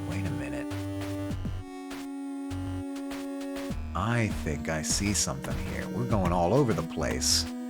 We're looping back, we're crossing over ourselves. That's the ticket. Got it. Chad, I'm such a good hacker. The master... Wait a minute, what does that say? The master of hacking is what it said. I am the master of hacking. Nobody does it better than me. That took me longer than it probably should have. You hear a click. As the locking mechanism disengages, and the door slides open. Ha! Yes. There you go, Lieutenant. Easy, right? Yeah, easy. Something like that.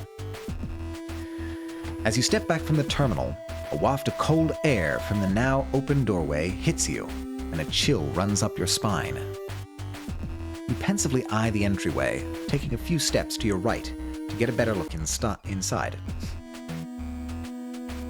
As you'd expected, you can see the doctor's body lying on an operating table. You shiver again, although this time not from the cold air. It was leaching into the climate-controlled warmth of the main sickbay. Atomica became a cat? I did? Oh, down there, yeah. Yeah, no, that's my, this is my alter ego. That is Ednia Mode. And hello, Des, how are you doing today? How are you doing on this fine Saturday afternoon? We are playing space opera, visual novel RPG. I'm good, I cooked. Ooh! What are you cooking? Is it, it's probably closer to lunchtime for you, I think. Oh, as in you metaphorically cooked. An idea for a short horror film. Cool, gotcha. I I thought you were bragging about cooking something that you could eat. Maybe I'm just hungry. Maybe that's what is going on. But welcome. I'm glad to hear that you've come up with a good idea. I'm about to throw something on the grill if you want some, for real, for real. Yeah, let me get a hot dog with ketchup and a grilled chicken breast, please. That'll be my barbecue bill. Oh, a shish kebab might be cool as well. This is what, I don't know if this is a thing that other people do, but whenever we had a barbecue or a cookout growing up, we would always make shish kebabs. Now, I don't think they were terribly authentic shish kebabs, but my dad would always make like a bunch of marinated beef and shrimp, and then get like some tomatoes, some onions, some peppers, and pineapple for some reason. And we would, would spend like an hour or so, the day of or the day before the cookout, putting it all on the skewers and soaking the skewers and getting them ready. And we would usually have quote-unquote shish kebabs for, if it was usually like a Memorial Day thing or a 4th of July thing. Anytime we had a barbecue, we would make some shish kebabs. And that's just a little background lore for DJ Atomica barbecue facts. Everything all right, Lieutenant? The chief appears beside you, her hand on your shoulder. Also, look, DMs, I sent you the idea. Okay, let me check this out. I won't say it aloud because I don't want to risk plagiarism.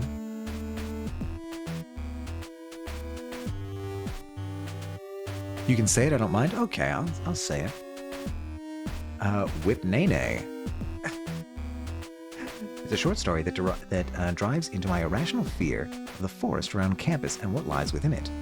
The main protagonist essentially gets curious one day on their ride home and decides to further investigate, only to be told by friends online that the forest is haunted by the spirits killed in the old Westbury Gardens mansion, which sparks the protagonist's curiosity and leads them to investigate the next day.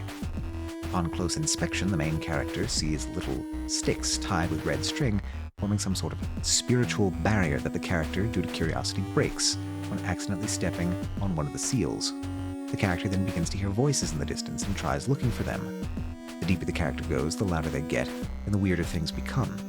They start to see shadows peeking from trees until eventually they get touched on the shoulder and are killed, never to be found. The final shot should be the broken seal on the ground with drips of blood, perhaps. The vibe I'm going for with this short film is suspense and horror, mainly just small details that slowly build up the suspense until we get a singular jump scare signifying the main character's death.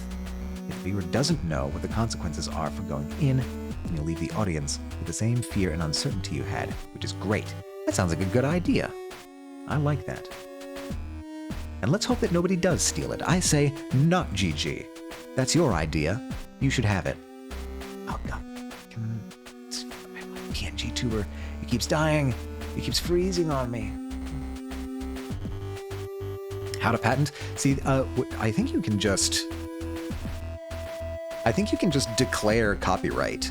Like, you can file things with the Copyright Office, which is good for, like, record keeping, but I'm fairly certain that if you just declare copyright, that's technically valid. I'm not a lawyer, don't quote me on that. The chief appears beside you, her hand on your shoulder. Yeah, it's fine. I was just thinking about what we have to do next. I got you, Lieutenant. Never nice seeing one of the crew like this. Yeah.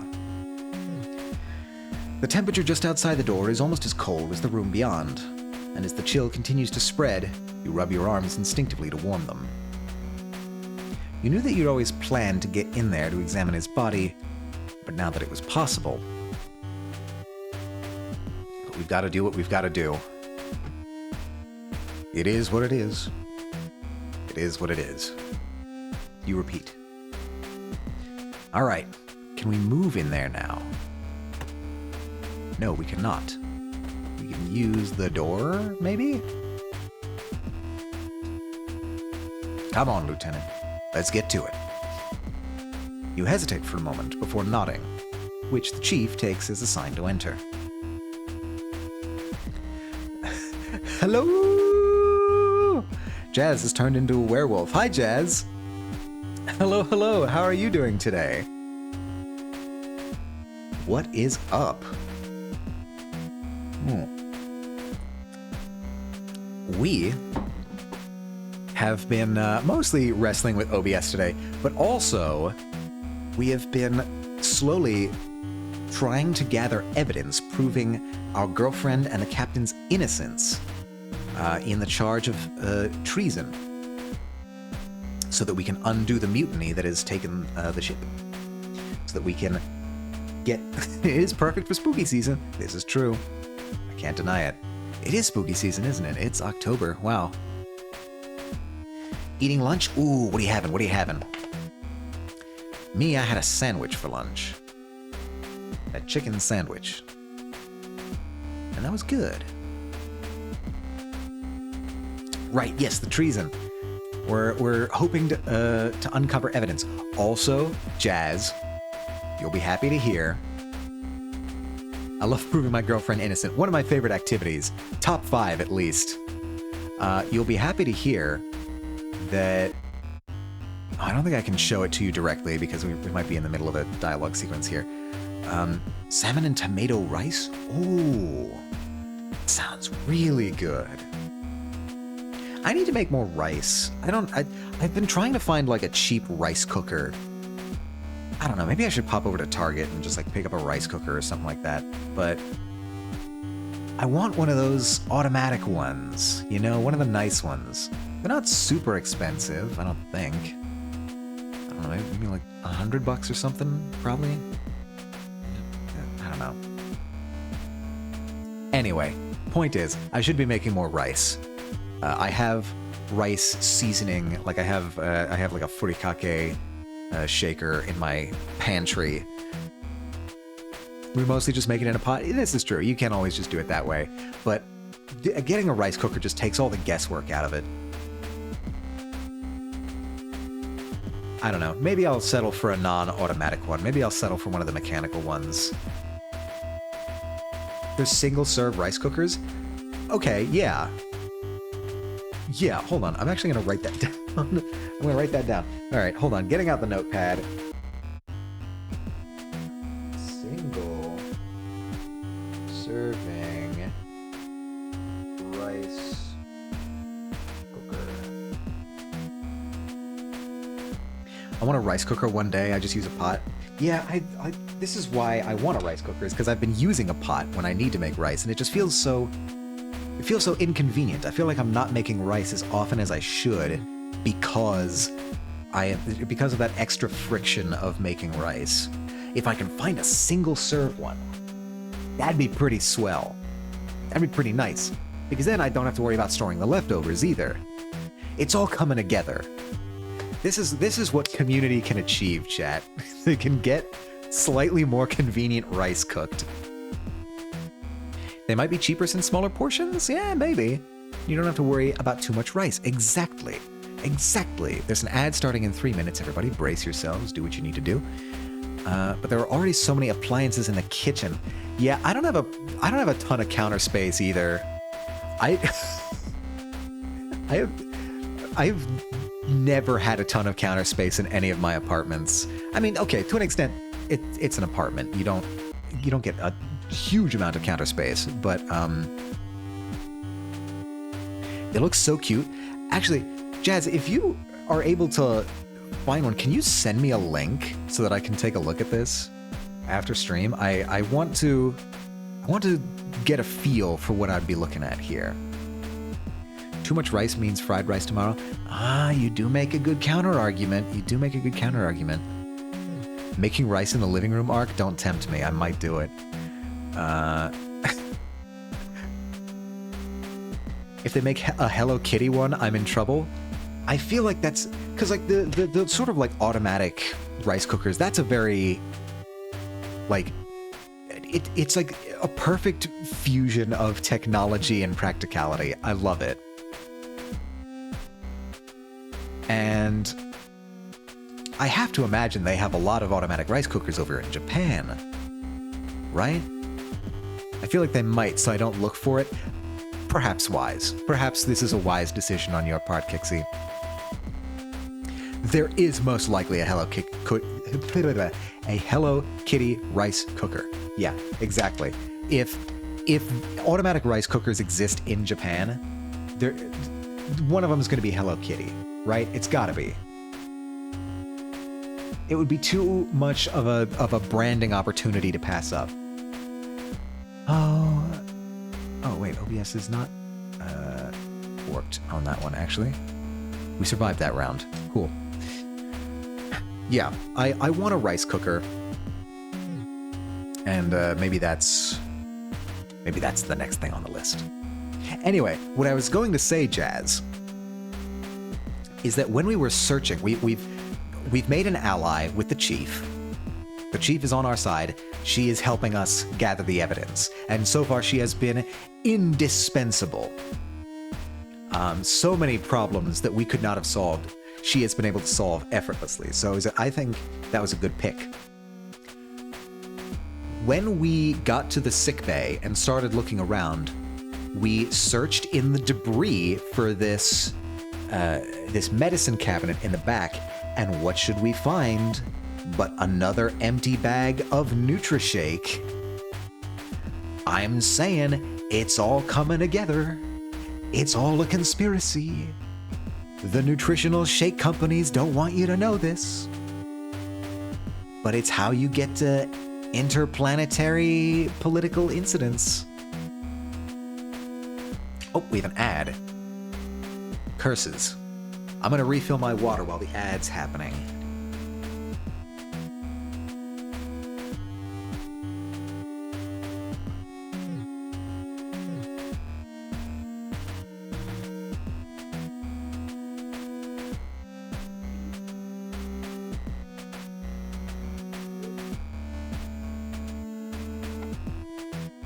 And just in time.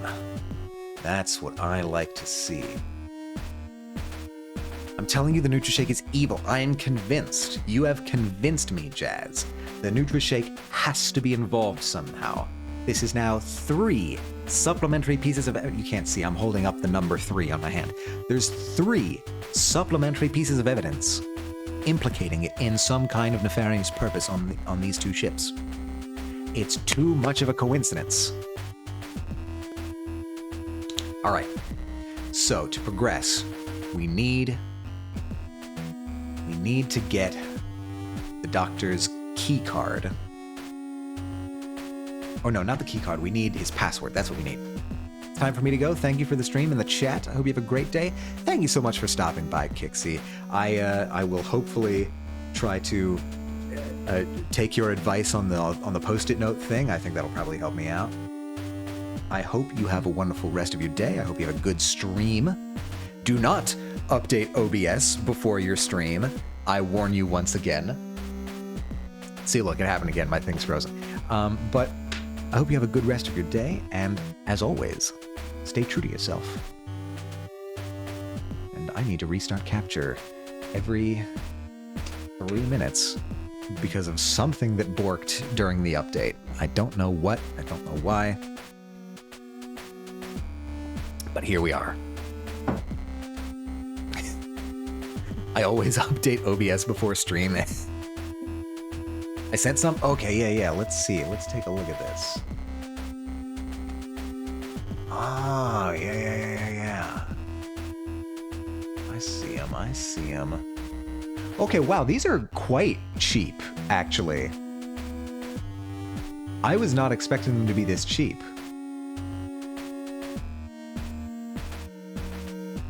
A single serving rice cooker actually runs pretty inexpensive. Oh, wow. Chat, I think I know what I'm doing after stream. I think I'm gonna be walking over to a Target and getting a single-use rice cooker. Fingers crossed. It's not exactly a standard Target. It's like the Target associated with the university. Me too, maybe. This is the new fashion trend: is single-use rice cookers. We are going to single-handedly popularize these among the American audience. Yeah, it's kind of a small Target, so I don't know if it'll have it, but it's worth checking. If not, I can always just order it, because that is a very, very reasonable price. But I'm lazy, so shop online. Yeah, it's fair. I don't, like, look, I'm usually only within driving distance of a Target. Even at my last job when I was in a city, I still had to drive to go to the Target. It's a Target, it will have one. Yeah, but it's a really small Target is the problem, Lord. It's not going to have the full stock. It's a compromised university Target that is also, like, it's a bunch of school bags and stuff like that. I don't know. I think I'm going to check. I'm going to check. And hopefully I'll be able to report back next time with updates on the rice cooker. It's also most of the way walk to campus, so I'm not looking forward to that, but it's worth it. The Target one looks cute too, so if you can only do rice, okay, that's fine because it's cute. Yeah, look, I am fine with a single-use rice cooker. That's okay with me. Single-use in the sense that, like, it only does rice. As she walks into the room, the chief becomes a vague silhouette, barely visible behind the frosted glass. With her out of view, you clench your fists a few times and follow her into the room. Yeah, exactly. It's the use of a single-use rice cooker is in the name, and I'm perfectly happy to use it for that. Plus, it's going to be smaller. It's going to take up less space on the counter. Everything's coming together. It seems like the wise thing to do. You'd never been in here before, although you'd taken a few opportunities to peek inside when the glass wasn't frosted on the few times you'd visited the sickbay. They weren't particularly reassuring to look at from the other side of the glass, but your proximity to the automated surgical assistants made them much more intimidating.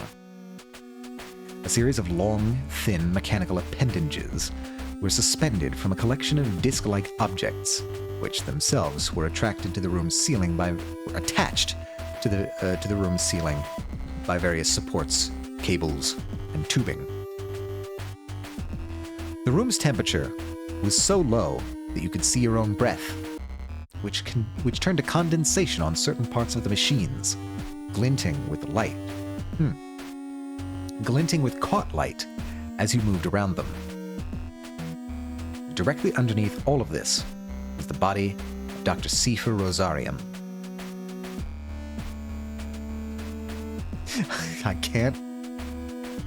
The fact that they showed his sprite just with his eyes closed, I don't know why, but that's sending me. You shudder as you approach the corpse. Although you'd encountered the bodies of the crew on the O'Brien, those weren't people that you'd interacted with, spoken with, people you'd known. They actually have a dead sprite. I'm pretty sure it's just his blinking sprite is the thing. I'm pretty sure it's just like, if you look at my, my frozen PNG tuber, it would be like if it was frozen on a frame of me just closing my eyes. That's what it looks like to me. How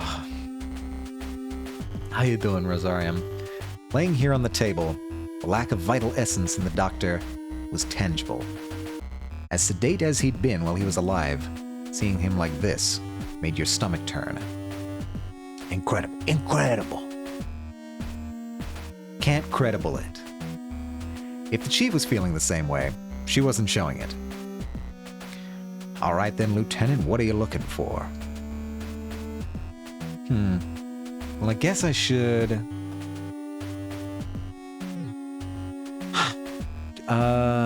take a look at his prosthetics, check for injuries, look for clues to... Hey, wait a minute, the prosthetics...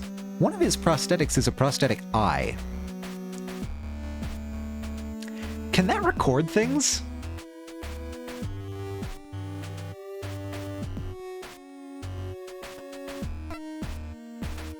Do you think there's anything we can learn from his prosthetics?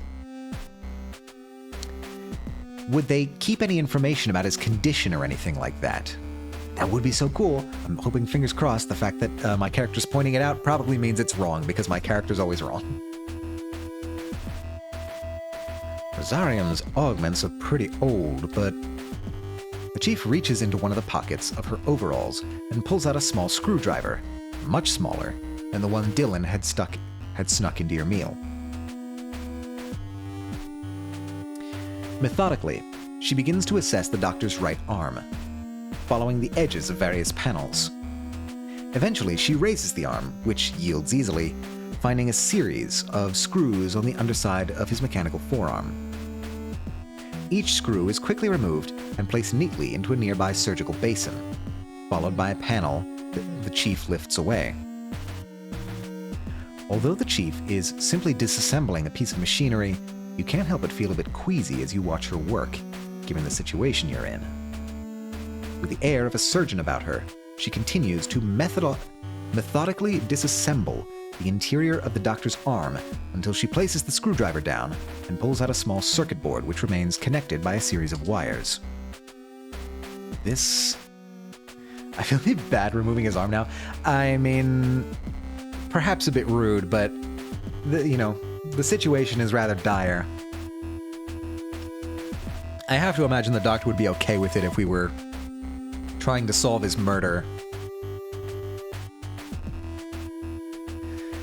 She holds the board up and turns it to face you, showing that it has a small screen and a series of buttons on either side.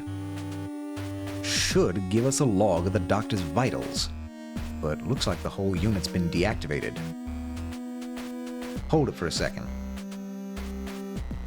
As it's passed over to you, you can't help but notice the trail of wires and cables heading back into the forearm towards the doctor's elbow joint and wrist, like a series of veins and arteries.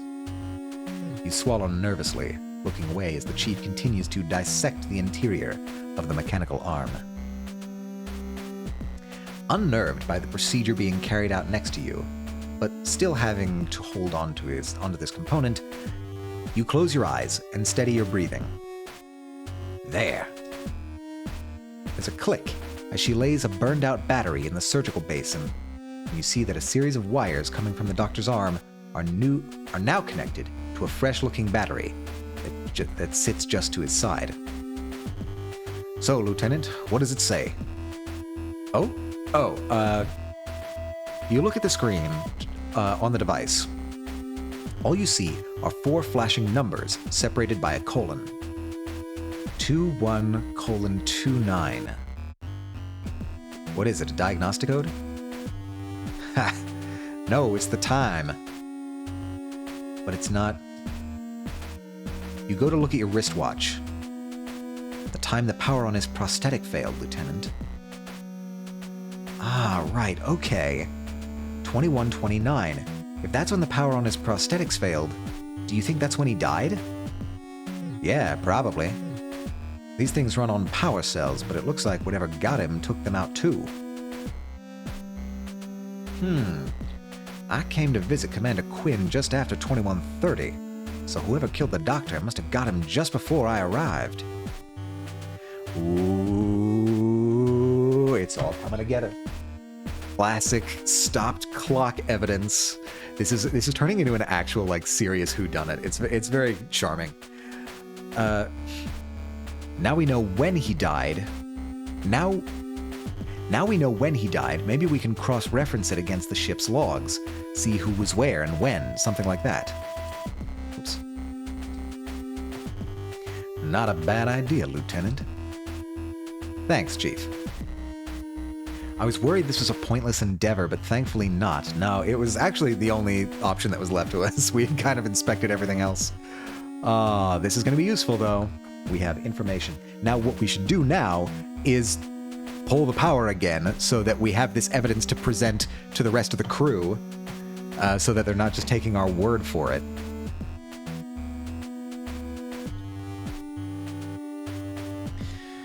All right, let's... Hold on. The chief takes the small circuit board off and returns it to the interior of the doctor's arm, carefully replacing the wiring before reattaching the panel with the screws she removed earlier. Didn't want to leave him in pieces, you know? Doesn't seem right. Yeah, of course. Okay, let's check for injuries. If we can figure out how he died, that might give us an indication of who the killer was. Or, at the least, it can show us that Cassie couldn't have done it. Sure, you're the security officer. I guess that makes you something like a detective, huh? The edges of your mouth involuntarily curl upwards slightly as the chief's question reminds you of how Cassie had reacted to your position when you'd first met. She'd been so excited about her misconception that you were on ships to solve crimes that you didn't have the heart to tell her otherwise until her fourth electronic mail asking you if you'd had any murder cases yet. Still, neither the chief nor Cassie were entirely incorrect. The head security officer was responsible for gathering information and evidence prior to a case being handed over to internal investigations, or the military police if something happened whilst out in space. Okay, so we are kind of a detective. That's really cute that Cassie was really excited about that. Kind of, I guess.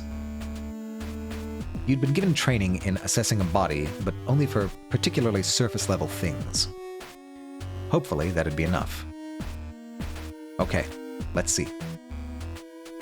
Starting from his feet and working upwards, you gingerly assess for any signs of broken bones, swelling, dislocation, or wounds, finding nothing.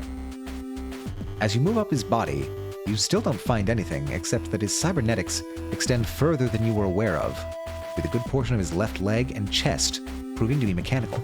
Did he just get, like, shocked with an electroshock weapon and, like, deactivated? Like, I'm wondering if he has, like, the equivalent of a pacemaker, and he got shocked and that's what shut him down? Because if that was the case... Oh, if that was the case, what we could do is go to the armory and prove using weapon checkout logs that nobody on ship had checked out an electroshock weapon at that time. I'm thinking, I'm speculating, I'm thinking ahead of the game here. Let's see if I'm proven correct. With your assessment continuing to be fruitless, you eventually move onto the doctor's head. Sweeping back his hair to check for bumps or bruises, you notice something strange around his eyepiece. Chief, look at this. What is it? It's subtle, but look. You gesture to the edges of the doctor's prosthetic, where the device meets the doctor's skin. Signs of singeing and minor burns run along the edges, with the lens of the eye surrounded by a ring of black. Strange. Looks like the device is overloaded. But the power cells used in his prosthetics shouldn't produce enough current to shock him, even in the situation where...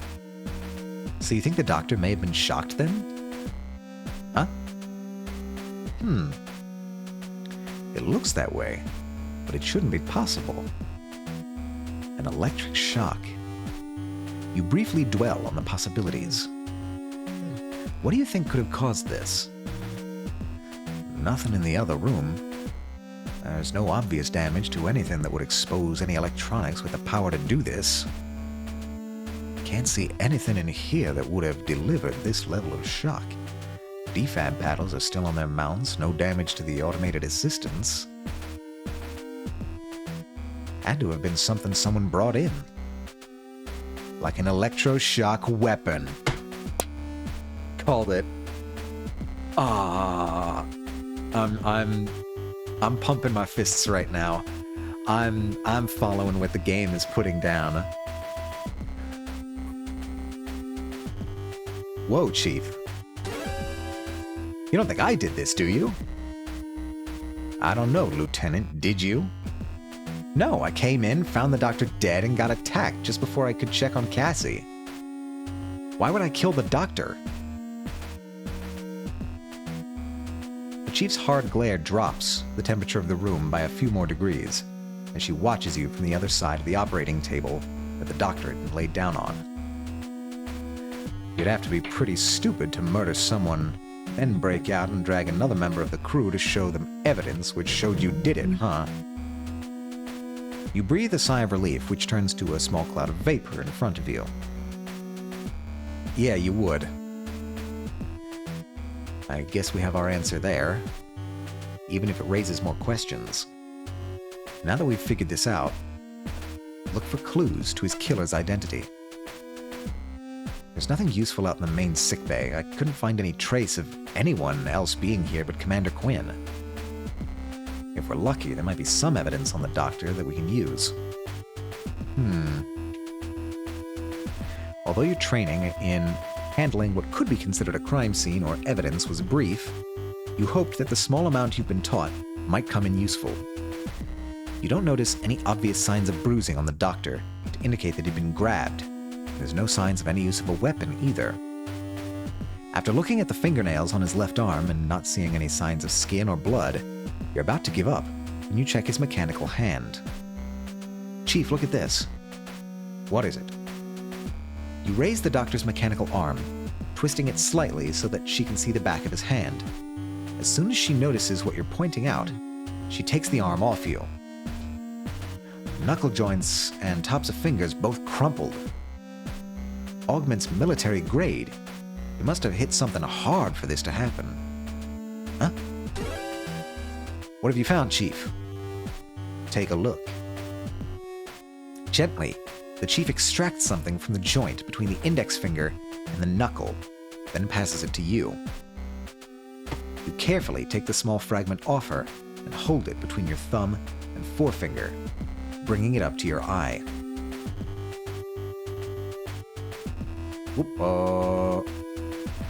Nope. There. It looks like a small metal chip. Maybe a piece of whatever he hit? You pass it back. Maybe. But there's nothing on the ship made using something like this. The Chief pauses, her brow furrowing deeper into its scowl. Except that thing in the hangar. What? You think this is something to do with that? The Chief walks over to the nearby hand-washing station and takes a few sheets down from a roll of disposable towels, wrapping the small fragment up before placing it into her pocket. Can't say for sure, but it looks like it. Why the doctor, though? No idea. You pause as you consider this new piece of information. It had given you a fresh perspective to consider, but if anything, it had just created more questions. Well, that's all I can see that looks useful. Now we've found that, we should leave the doctor in peace. He's not got anything left to tell us. Yeah, I'm with you there. You follow the Chief out of the room, stopping by the terminal to reset the components and replace the screen. As you click the screen back onto its mounting, the door hisses shut, stemming the flow of cold air from the surgery wing into the sickbay. Just before it closes, you catch one final glimpse of the doctor. All you can think about as he disappears from your view is that if you had gotten there a few minutes earlier, maybe you could have done something. Alright, and we're back into the normal room. I really do want to do something here. There's nothing useful in a desk, and I don't think those files will be much help. Maybe the doctor's password, but I was wrong. I can't believe someone would be so literal about computer instructions like that. How has he managed all these years? Alright, let's talk with the Chief? What a way to go, huh? You mean the doctor? Yeah, classic signs of electrocution. The singeing, his prosthetics are all being shorted out. Looks like he got hit with something pretty powerful. Seems like he hit something that was pretty powerful too. The way his hand was all caved in and all. Even if someone did get him with an electroshock weapon, it looks like he got a good swing in on whoever it was. A punch like that could take a jaw clean off. I wonder if... As the chief begins to go over potential scenarios to explain what happened, what happened to the doctor, you think about what you found. If it had just been the injuries associated with the electrocution, you'd be able to assume that it was one of the ensigns with an electroshock weapon. But given the condition his fist was in, as well as the small fragment of black metal that the chief said matched what was in the hangar, if what you were beginning to suspect was true, you had something much more dangerous than Vanessa on board. Yeah, so what do we do now? Central hub? I don't think we can go back to the central... we have to go back to the central hub. I still haven't found what we came here for. We can't leave yet. Okay, I guess we're looking. Or this. There's no trace of any blood being spilled when whoever it was smashed this glass, and aside from the Nutrishake mix, there's no sign that anything was taken either. Not that I'm familiar with the medicine that's kept on board. Are we looking at everything? We got what we need from here. We shouldn't disturb the doctor anymore. We can guess that what killed the doctor had nothing to do with Cassie. But we'll need more than that. I'm sure Vanessa could find some way to spin it to blame her. Maybe the beds. Still nothing obvious here. If I hadn't looked so closely earlier, there's no way I'd be able to tell anyone had been here at all. What else is here, then? All I see is the desk. Aside from that big stack of files and the data pad, there wasn't anything useful in that desk. I don't think those files are going to be much help either. They just look like a bunch of admin work. Alright, so look is not the thing. Is there an item? Can we use an item? The doctor's data pad. The doctor's data pad. I wish he'd written his password down or left us a clue or something. No use wishing, Lieutenant. Keep your head in the here and now. If this problem's gonna get solved, it's gotta be by us. Yeah, you're right. You don't know anything about the doctor that'd help you guess his password? Well, I guess he's extremely matter-of-fact, to the point. Literal. Oh my Christ. No. No, it's even worse. It's even worse. It's even worse than writing your password down on a sticky note. Oh my God. I wonder... Alright, let's give this a try. Oh, right. I'm on a Steam Deck. There's no way. I mean, I know it's true, but I don't want it to be true. Please. Password.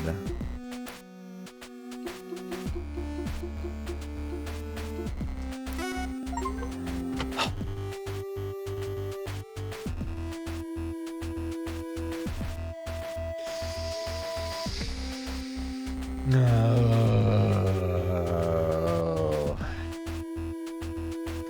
Dr. Rosarium, you cannot be serious. I couldn't have said it better myself. So what was it, Lieutenant? Password. As in, enter password. The facepalm moment you knew was coming. I knew. I prayed it wouldn't. I'm relieved, in some sense, because it means we get into the data. But god damn it, this was our medical security? This was our data security? It's a wonder we weren't hacked years ago. huge smile erupts on the chief's face, and she laughs loudly, giving you such a hearty series of pats on the back that you almost launch the datapad across the room. Ha! Good old Rosarium. Wiping a tear from the corner of her eye, the chief maintains her grin. We could always count on that guy to get straight to the point. Good work figuring it out, Lieutenant. See if you can find something useful on that device. Will do. Let's see, what do we have here? This looks like it contains medical records of everyone on board the Gundog. Oh, if I go any further, I'll be looking at some really sensitive material. But there could be something in here that helps me. I'll need to make sure I only look at what I need to. Okay, so I guess we're starting with the captain. Here we go, Chief. Yeah? Alright, let's see. Let me try reading this. Are you gonna let me do that? Maris Bartomew's date of birth, September 7th. Huh. Place of birth, Io Colony 112, blood type O positive. Recent update. Attended quarters following notification by crew member 2304214. Okay. Patient was discovered unresponsive due to alcohol-induced Visalgia? Visalgia? I don't know that word. Level of consumption indicates undiagnosed alcoholism. Diagnosed with dysthymia. Interesting. Just found records for the captain. Says he found her unresponsive due to, because of what? Something called Visalgia. But it says she was unresponsive, so that should prove she wasn't absent on purpose. Works for us. Keep looking at what else is on that tablet. We need some information that proves Quinn's got nothing to do with this, too. Yeah, of course. Diagnosed with dysthymia, has refused antidepressant medications and counseling. Discretion to forego mandatory counseling provided by Admiral Bartomew's. Chronic hypertension. Okay, so she's stressed, she's depressed, and probably undiagnosed alcoholic. That's unfortunate. There's Cruz, Vanessa, Cassandra Quinn. Date of birth, place of birth, Europa Colony 1, blood type O negative. Recent update, patient delivered to sickbay unconscious at 12:32. Sudden onset migraines and loss of consciousness at 23:04. Current scans remain inconclusive. Indications of neurological condition. Will require escalation to the Colony Medical Center if scan set 3 provides no avenue for effective treatment. Diagnosed with gastric distress linked to synthetic ingredients in onboard food stores. We knew that. Ongoing treatment. Standard meals to be substituted for Nutri-Shake powders. 50 grams serving 3 times daily. Yeah, it's in her medical records.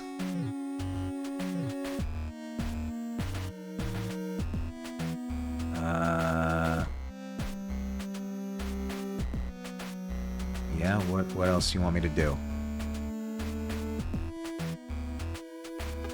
I guess that's it. Why do we not have anything more about that? Something wrong with that datapad, Lieutenant? No. Why? I figured that after all that fuss getting the doctor's password that you might be a little more enthusiastic about proving Quinn and the captain innocent. So you gonna start taking a look, or do you have something more important to do? I did look at it. Alright. Is this? No, that's mine. Item, datapad, map. Map function disabled. Please contact your system administrator. Okay. Task. Let's see. Medical department task assigned to patient Cassandra Quinn. Initial comprehensive review completed. Run neuroimaging set 1. Set 2. Supply painkillers and sedatives. Run neuroimaging set 3. I can't scroll through the rest of that. Chief, I've got something about Commander Quinn. Yeah? Anything good? Maybe. Says here that he gave her sedatives at 21:22. It was around 21:30 when I came down and found the doctor dead before getting attacked. That's nearly 10 minutes before Rosarium's augments were knocked offline, too. There's no way that she could have attacked him if she'd just been sedated, let alone kill him. She wouldn't have been in a state to do much of anything. Oh, sorry, that was the chief. So we've got the lieutenant commander being dosed up with sedatives and Bartomew's having, what'd the doctor call it? Vasalgia? When the power was off. Looks like we've got enough to prove that Lord's full of crap. Definitely. This will be really useful. Okay. That's a cruise. Says wound closer. Yeah. Provide treatment for Vasalgia, rehydrate with high glucose electrolyte mix, accompanied by painkillers. Provide recommendations on counseling for alcohol misuse and potential addiction. Yeah, that's probably wise. Info. Just more of this. I think this is the same as what we have. Okay, we should be good. There we go, Lieutenant. Think that's it?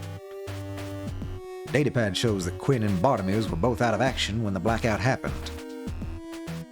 Then we've got information on that pad, as well as what we found out from the doctor himself. That shows there's no way no way she could be the killer. Should be pretty good for convincing everyone, right? Yeah. What's up? Figured you'd be excited about the solid alibis we got for the captain and commander. I was just thinking, we can show that it wasn't the captain and it wasn't Commander Quinn, but... But we've still got no idea who it was, right? Someone on this ship is responsible for the doctor's murder, and if we don't find out, they'll still be out there. Even if we get Captain Bartomew's back on the bridge, we're all targets, right? We need to figure out who it was. That's a good point, Lieutenant. But how are you going to do it?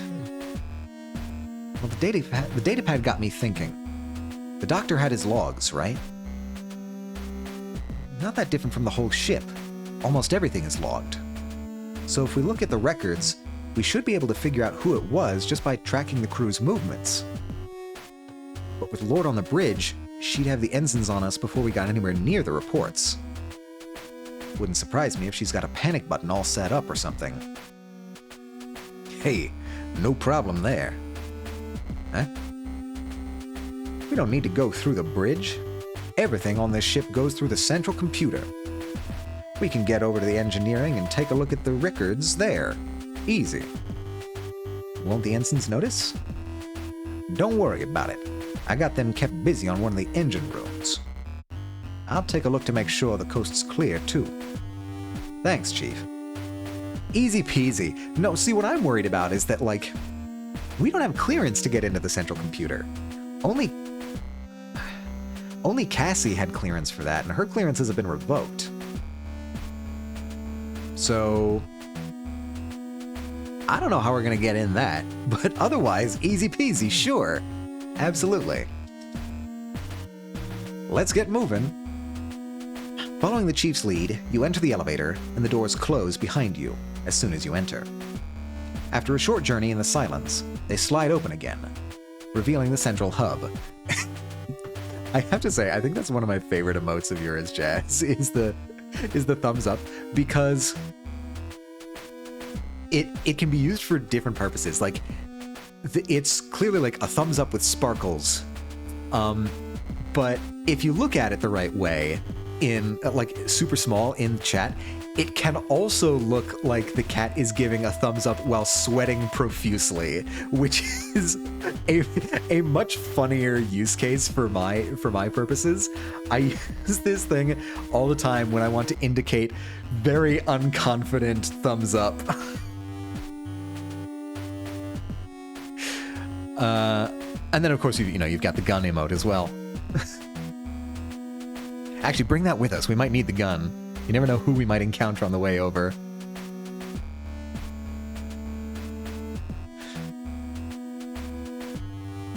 Revealing the central hub. Just follow me, Atomica. If I see anyone around, I'll make sure to give you a heads up. You only manage a nod in response before the chief confidently strides out of the elevator and towards the aft thoroughfare, leaving you to follow her out. Although she makes her way towards the corridor with utmost confidence, you're more furtive, constantly looking over your shoulder and down the other corridors you pass. As you head towards the engineering department, you notice the terminal attached to the entrance into the armory and how it's identical to the one that you'd managed to hack in the sickbay. Chief, wait. What's going on, Lieutenant? Well,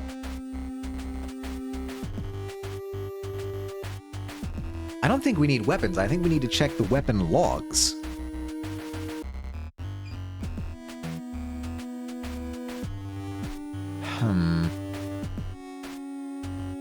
I think we need weapons. The plan's to convince the rest of the crew and get them behind us before we approach Vanessa and the ensigns. But what if the ensigns don't listen to reason? Vanessa's gone this far to take control. How much further do you think she's willing to go to keep it?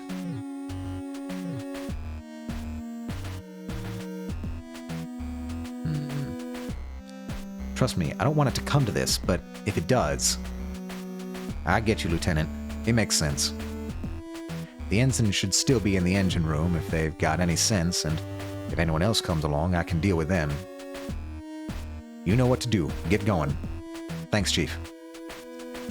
With the Chief's assurance that you won't be bothered by the ensigns, you get to work removing the top of the terminal's casing, exposing the mechanism within. Alright, hacking game time. Well, we know, actually starting from the end, we know that this will take us like so.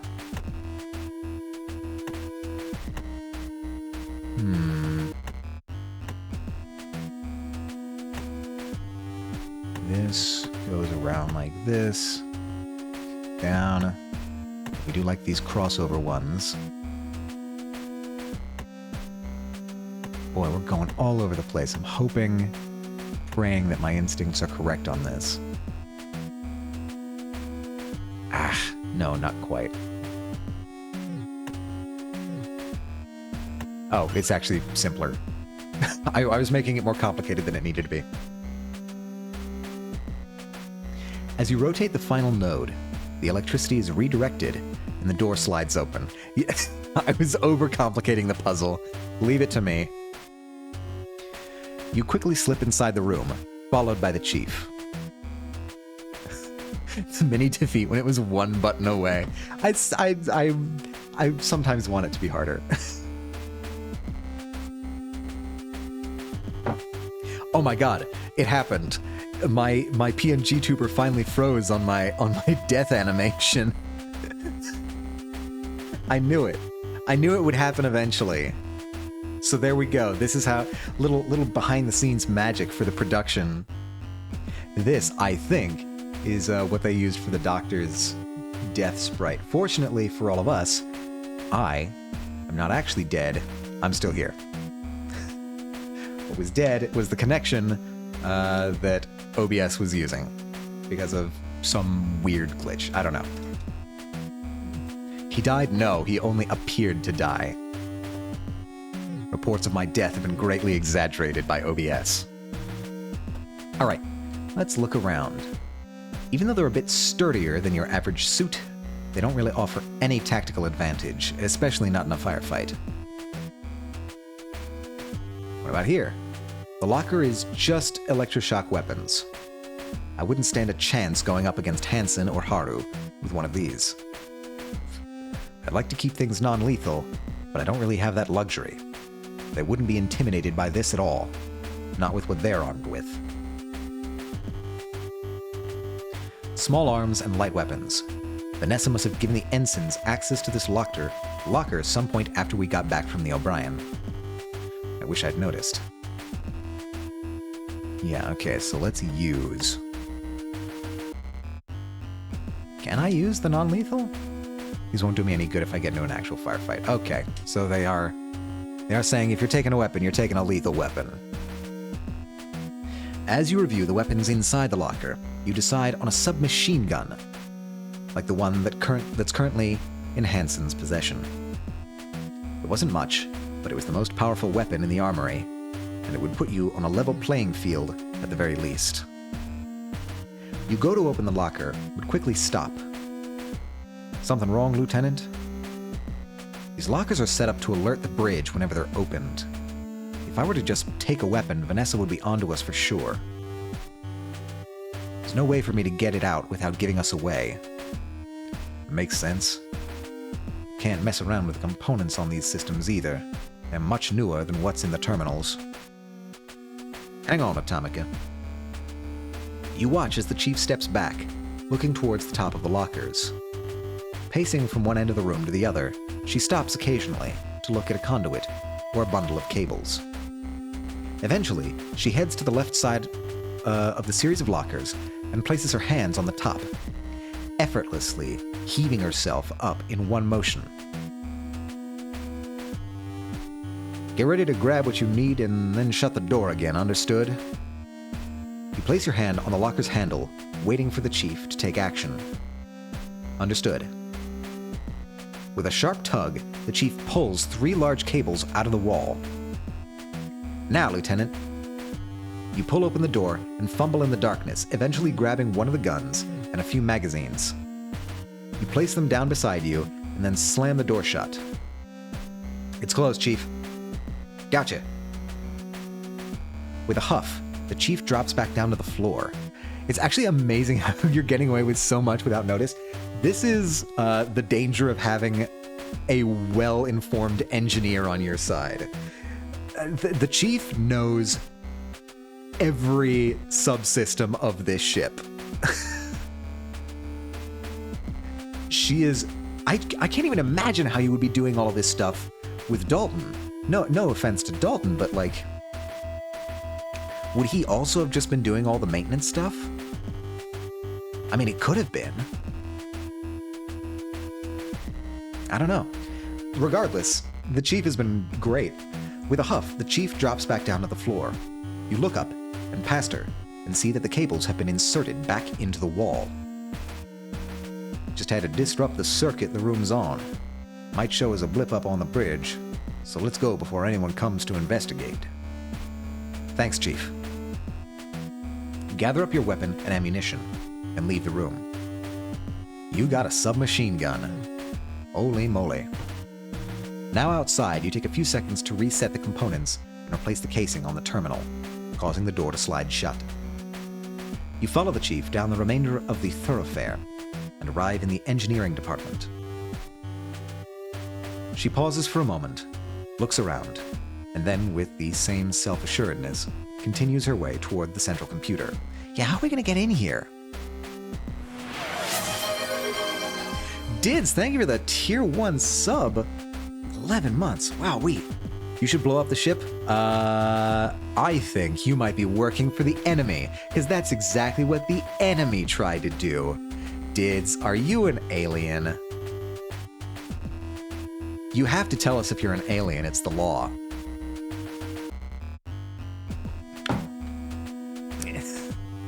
It stops the mutiny? That it does. You're right about that. I'm a real normal. Sure. How are you doing today, Dids? This Saturday treating you well? We have been slowly gathering evidence to try and clear the names of both ourselves, the captain, and our girlfriend, and to stop a mutiny that's happening. Doing good? That's good to hear. A real normal, full of human. At work, so actually terrible? Aw, my condolences. My blessings upon you. I wouldn't wish work on anyone. Hopefully, we can provide some respite and background noise to make your day a little bit better while you're at work. We are actually making pretty good progress on collecting evidence to undo the coup. Uncoup, if you will. You follow her along the series of catwalks that led you there, keeping a constant watch towards the engine rooms in case one of the ensigns were to emerge. Fortunately, your journey is uneventful, and you arrive at the door. So what's the plan to get in, Lieutenant? Nothing complicated, Chief. This is not going to work, but we're going to try it anyway. You pull Cassie's keycard out of your pocket and present it to the engineer, who takes note of the name on the card. Not bad. Where'd you get that? During the blackout. Lord never took it off me, and... You slide the card through the reader on the terminal, and the door hisses open. Oh, it worked! It looks like since they've got the Lieutenant Commander locked up, they never thought to deactivate her access. Oh, the reason she couldn't get into the sickbay was that nobody had access to the operating room, only the doctor. Okay, I see. That's why that confused me. Rookie error for Lord, but it works for us. Get inside, Lieutenant. You follow the Chief's instruction. You duck inside the small room with her behind you. As soon as you enter the room that houses the central computer, you know that you're going to have problems. Oh yeah, there was also the thing where, like, when we were rebooting the central computer last time, something weird happened. Like, some file was up, or it was sending a signal, or it was working incorrectly. I forget exactly what the problem was, but something weird. Sorry, I've been twirling my pen in my hand while I was playing this, and I just flung it into the wall. Something weird happened with the central computer last time we were in here. I still don't remember exactly what it was, or what it was caused. The thinking pen is gone. It's okay. The thinking pen has been recovered. It's right here. I am allowed to think again. The room was small, barely larger than a small cupboard, and there was just about room for one person to operate the computer, let alone... Hey, Lieutenant, move over, would you? I've got a... As the Chief muscles her way into the room, you're immediately pushed up against the keyboard and monitor. As she continues to force her considerable heft inside, it's all you can do to squirm your way towards one of the corners to avoid being crushed. I think they'd make these bigger, wouldn't you, Atomica?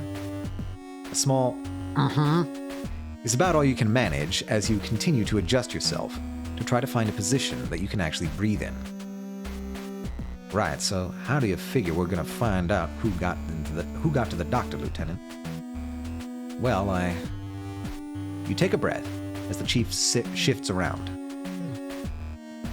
If we look up who went into sickbay immediately before me, that should give us our answer. Gotcha, let me just... As if carefully plucking parts out of a toolkit, the Chief's typing is slow, but methodical. With both hands raised over the keyboard, she scans the letters, then strikes the one she's after, beginning the whole process again for each following character. Oh, she's a tap typer. It takes a while, but eventually a window appears with a long list of names, dates, and times. 23rd of April, PC 214. 21:30, we've got Lieutenant DJ Atomica. Before that, we've got... The Chief pauses, making you shift and wriggle to get a better view of the screen. No information. Sickbay, 2129. What does that even mean? How can there be no information? Hang on a second, The Chief's voice trails off as she resumes her same methodical process of hunting for the keys she needs, slowly proceeding by typing with just 2 fingers. As a different selection of logs, lists, and files appear on the screen, you hear the Chief mutter to herself. Not that there's no info, it's a log, just with no user data. Shouldn't be possible, whether it's a keycard or biodata. Bartomuse has to authorize every crew profile. The system shouldn't allow any dummies. It's the alien soldier, I think. I'm still convinced it's aliens. I think... But then why go after the Doctor specifically? I'm getting the vague impression of things. Aliens, yeah. Cue crazy-haired guy from the meme all the way back in... I don't know, when did Ancient Aliens come out? That's an old meme. That was back when we were still using impact font for everything.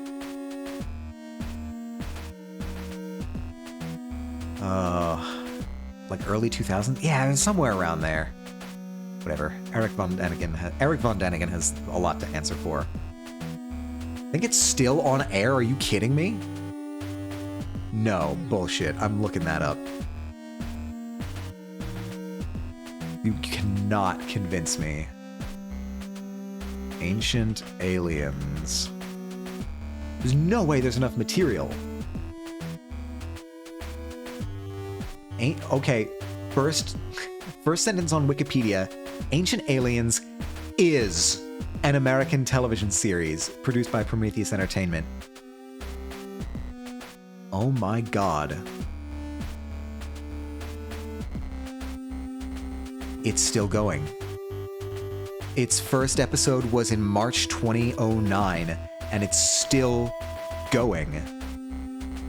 We're coming up on 20 years of Ancient Aliens. That's despicable. I'm actually genuinely disappointed by that. I thought it was just reruns. The truth is out there. I guess the truth is so out there that they have 20 seasons worth of material. Also, you say there's not much to pull from, and you'd be right. Yeah, I mean, aside from stating the obvious, the truth is still in progress. The truth may or may not be out there. We're discovering clues. Aside from the obvious of, like, the whole thing is bullshit. How do you, like, there's only so many historical eras or monuments or things that you can draw from, right? Like, surely you run out of history that you can inaccurately attribute to aliens at some point, right? There's probably only 4 seasons worth of material. I don't know, man. Clearly they disagree. Oh, wow, that's actually sad. I'm unhappy about that. Don't forget the new info that keeps coming out of space agencies. I guess? I don't know. I don't know if NASA moves that fast. They just add it to what they think is happening. Yeah, I guess. Maybe they're like... Maybe it's like DLC. It's like post-game content for the conspiracy crowd. I'm here to ruin your day. You've succeeded. Now I am in misery too. Chief, hey, what is it? Silently, the chief places the tip of her finger on the screen, pointing to a set of entries. The program is now modern aliens. Yeah, maybe that's it. Maybe they've given up on the ancient thing and they just keep pushing forward in time. Maybe they're like... maybe they're doing like Al Capone was part of an alien conspiracy or something like that. Like... the aliens were involved in the JFK assassination or something. Like, how far do they push ancient? Think like how news agencies work. News update. We found something new behind Pluto. You know what planet that's not a planet? Oh, yeah. The sort of planet X thing that they've been going on for a while. No information. Sickbay. 2129. Just before I got there. Maybe Alien X is back. I think Alien X may be on our ship is the problem. think they fuck with Thoth? Listen, I'm not listen, you're the spirit, I'm the science. We've established this. I'm the science guy. You've got to handle the spirit science side of things. A black hole, wormhole, or maybe a rogue planet. I think if anything, it's just likely to be a planetoid, like a particularly large asteroid out that like came in from the Oort cloud or something. Or no, sorry, probably the Kuiper Belt. Probably something in the Kuiper Belt that's particularly massive would be my guess. I don't think like a black hole. I feel like would be unlikely. Wormhole, we'd be seeing radiation from like that. A wormhole would glow a little bit, I think. I meant Planet X. What are their thoughts on Nibiru? Listen, you keep asking me these questions. These are questions you need to ask Jordan. I can't answer these questions for you. I am but a humble scientist. Ugh. Got something in my eye. Hold on. All right, better. Typical NASA response. Look, I'm not. First of all, I never worked for NASA. Second of all, I don't work for NASA anymore. Third of all, I was not in charge of their hiring. I didn't have say on whether Jordan got hired by NASA.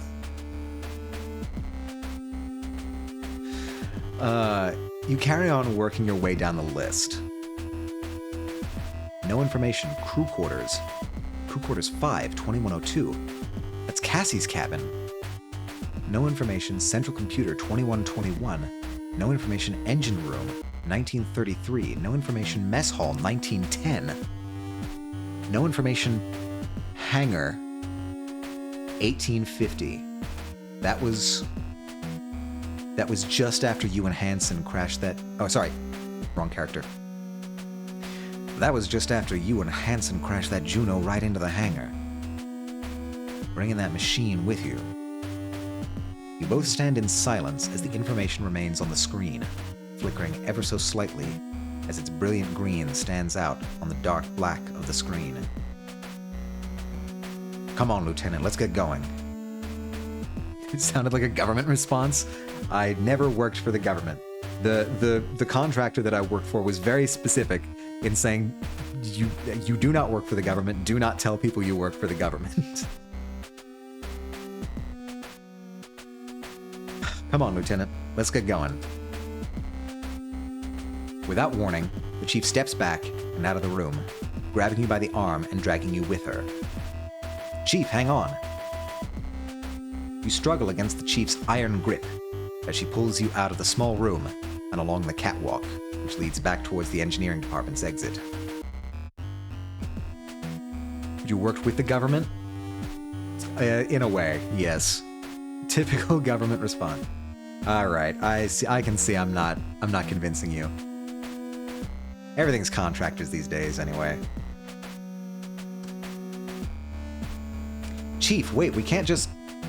Despite her gloved hand encircling your entire forearm, you manage to wrestle yourself free, taking a few steps backward as she turns to grab you again. Attack of the ads, BRB. Ah, yes. All right, the ads should be concluding. Hopefully. She turns back to grab you again. Get over here, Atomica. We have to tell Lord what's going on. I know it's bad, Chief, but we can't just... Damn right it's bad. I don't care what's going on with you and her right now. Something's gotta be done, and it's gotta be done... Chief, think about that for a few seconds. If you go up to the bridge and tell Vanessa she's wrong, how do you think she's going to react? If she's made herself the captain, she can act like the damn captain and get this ship swept for intruders. Quit messing around and... Do you think Vanessa will really do that, Chief? How do you think she'll react if you tell her that you've figured out there's an intruder on the ship that's responsible for everything she's blaming on me, the captain, and Cassie? Do you think she'll admit her mistake? She'll be the one up for execution as a mutineer if that happens. Best case scenario, she ignores you. Worst case, I get it, Lieutenant. If we can't go to Lord, then we can...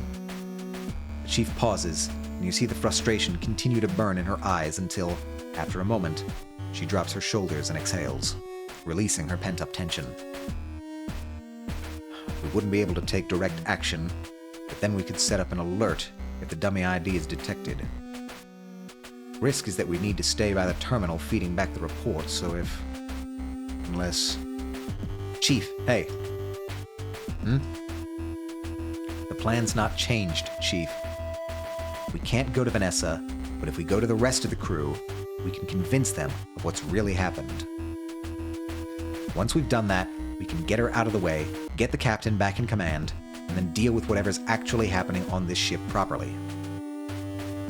But we need to figure out what that actually is before anything else. If we knew their aim, we'll also be in a better position to deal with what's happening. So then we could... You breathe a sigh of relief as the Chief begins to mutter to herself, her eyes darting forward and backward as she quickly gets absorbed into the specifics. Into the specifics of how the situation could be handled. You take advantage of her distraction to pause and center yourself. You found out a lot about what had happened, but so much of it was just disparate information. You'll need to bring it all together to figure out what was really going on.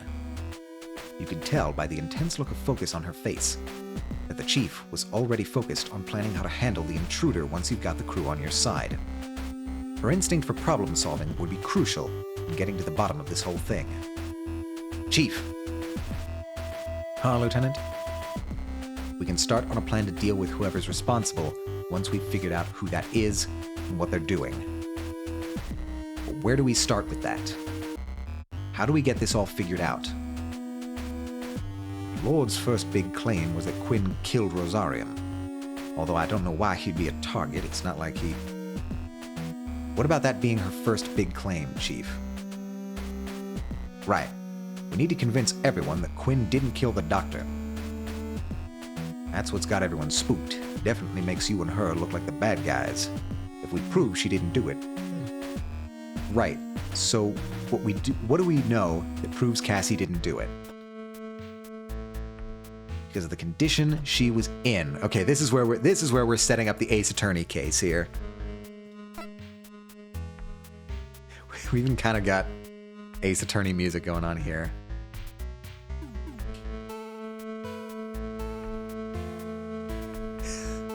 Yeah, you can't fool me. I know what this is. This is Ace Attorney vibes.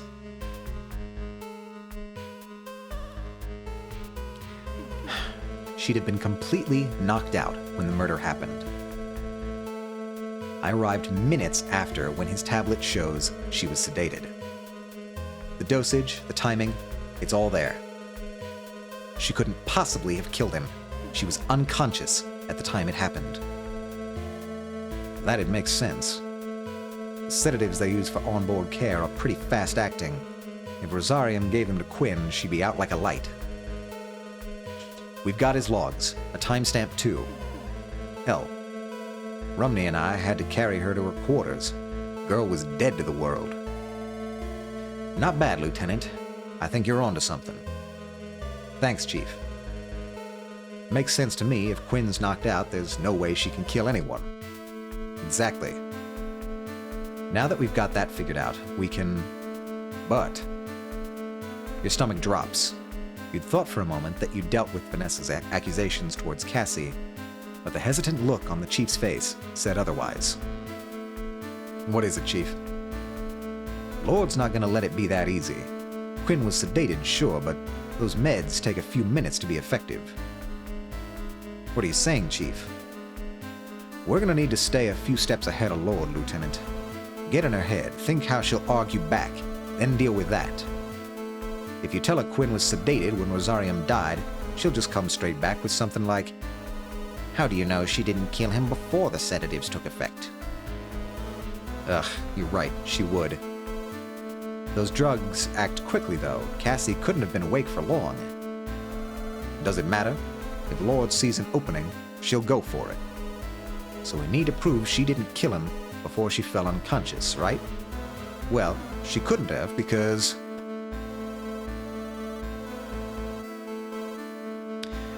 the cause of death. There's no signs of struggle. Oh, okay, see, I'm not sure which of these to pick. The cause of death or there's no signs of struggle. Because the cause of death is the shock.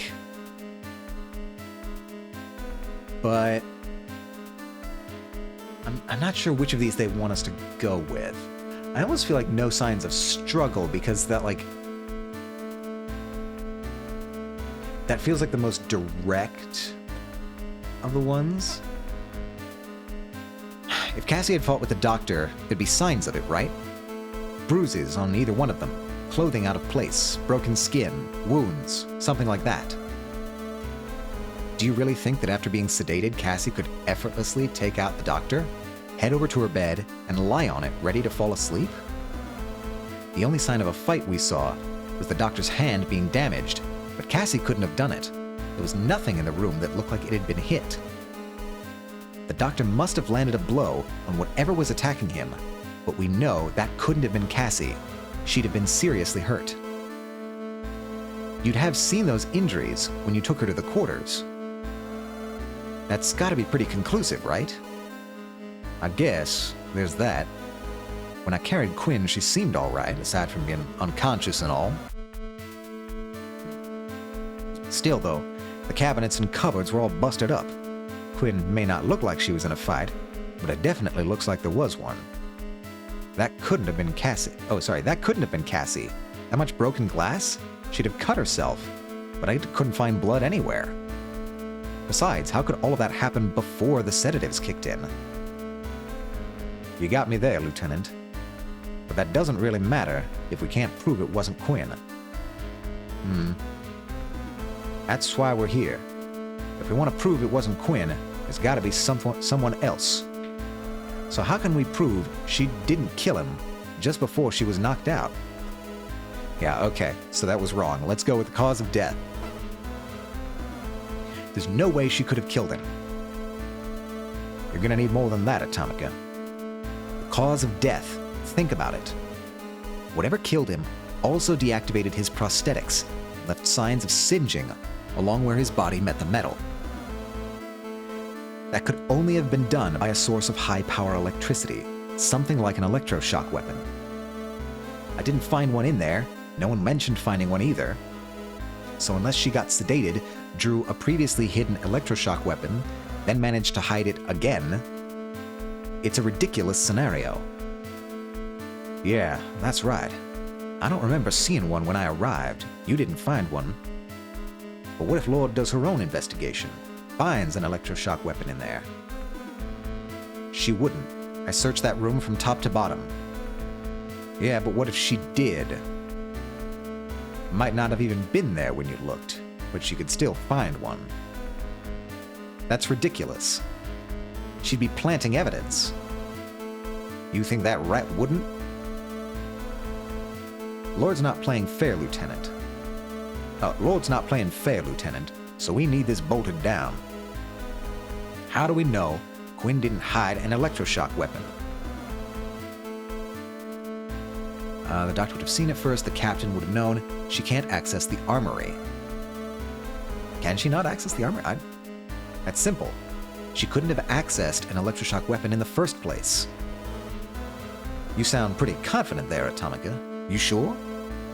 Absolutely. She couldn't have one because she can't get into the armory. Only members of security have access to the armory, and it's the captain that grants authority to crew members to access it. If the captain never granted her access, she wouldn't be able to get in to get one. That's a big if. Well, I can prove it easy enough. Running this through the terminal outside of the armory will show that she couldn't get in. It's the same reason I didn't ask for your card just now. It wouldn't have worked. So if she never had access, she couldn't have got her hands on one, right? Yeah, that makes sense. Even without the card, the weapons that have been taken will show on the ship's logs. If you're right, the only electroshock weapon down as taken should be yours. That's gotta be enough to prove Cassie didn't do it, right? Seems pretty airtight to me, Atomica. Quinn would have been unconscious because of the meds. Even if she wasn't, the way Rosarium died doesn't make sense because she couldn't get into the armory. It's gonna be hard for anyone to argue with that. Great.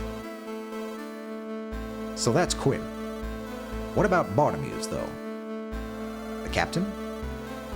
You're hit with a realization that you'd been so focused on proving Cassie's innocence that you'd completely forgotten that Vanessa had leveled other allegations against the captain. I mean, we're kind of a wife guy, that makes sense. It also makes sense that we're a wife guy. Our girlfriend's awesome. That's right. Lord accused her of being unavailable on purpose during the blackout, didn't she? Quinn, too. Ugh. Yeah, you're right. I bet even if we can convince everyone that Cassie's innocent of killing the doctor, then Lord will just focus on the sabotage. It's not like she's let the truth get in her way so far. She's a slippery one. Hey, buck up, Atomica. We've got the stuff with Quinn and Rosarium figured out. All we gotta do is deal with this, then we can show everyone Lord's nothing but a liar. So don't start moping now. You're right. We need to convince everyone that the captain and Cassie didn't have anything to do with the sabotage, and that they weren't dodging their duties. But what do we know about them that we can use? They were both unwell. So Vanessa's argument is that they're both traitors through inactivity, right? That it was a choice. Basically it, yeah. But using the doctor's datapad, we can see that both of them were unwell at the time the blackout happened. There was no choice about it. The doctor made note of what happened to the captain, as well as all the scans and treatments he gave Cassie. He wouldn't have done that unless he'd found cause to. That proves there was a genuine medical need. The doctor may have had his quirks, but I don't think the crew will believe he was incompetent or a liar. Yeah, Rosarium wouldn't have done all those scans on Quinn unless he found something wrong. The captain, too. He noted a condition and a treatment plan. I think you've got it, Lieutenant. That's it, then. That's the captain and Cassie both in the clear. It took a while, but we got there. Hell, this had convinced me. But... something bothering you? Even though we've got that figured out, it leaves us with needing to find out who is actually responsible. If we can't show who the real culprit was, then Vanessa will just worm her way out of it, saying that the captain and Cassie are still the most likely culprits. That's a good point. So then, you got any idea who it was? It was someone else. I don't think it was anyone from the crew. No? If you think about it, when the blackout happened, no one was in any position to take advantage of it. We were all totally taken by surprise.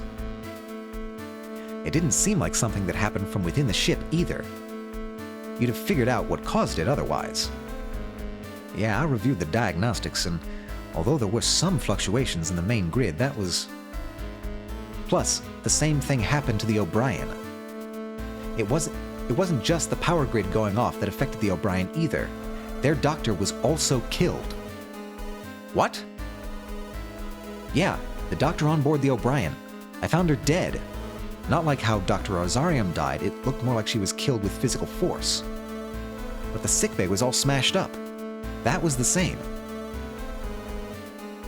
Then we know no one except myself had the means to kill the doctor in the way we can see. Then we know that no one except myself had the means to kill the doctor in the way we can see he died. But even then, the entry logs for the sickbay show the bioscanner didn't pick up anyone from the crew going in. Just this no information. And we know when they first showed up. So you're saying that whoever was on board that thing when it arrived has done all this? It's the only way it all makes sense. Maybe they tried to take out both the O'Brien and us, but we were able to get the ship back online. Now they're trying a different approach. I thought with that much compound cover in it, there'd be no way any pilot could get out. The machine didn't have any hatches, no surface details to indicate an access point, nothing on the exposed parts. You might be right, Lieutenant. No one on board has got the skills needed to pull this off, even if they wanted to. Why'd they do it, though? That laser or whatever that machine has could have torn the Gundog to pieces. If it's an enemy pilot, why would they do all this? What are they getting out of this? They're after Cassie. Because they went to Cassie's quarters.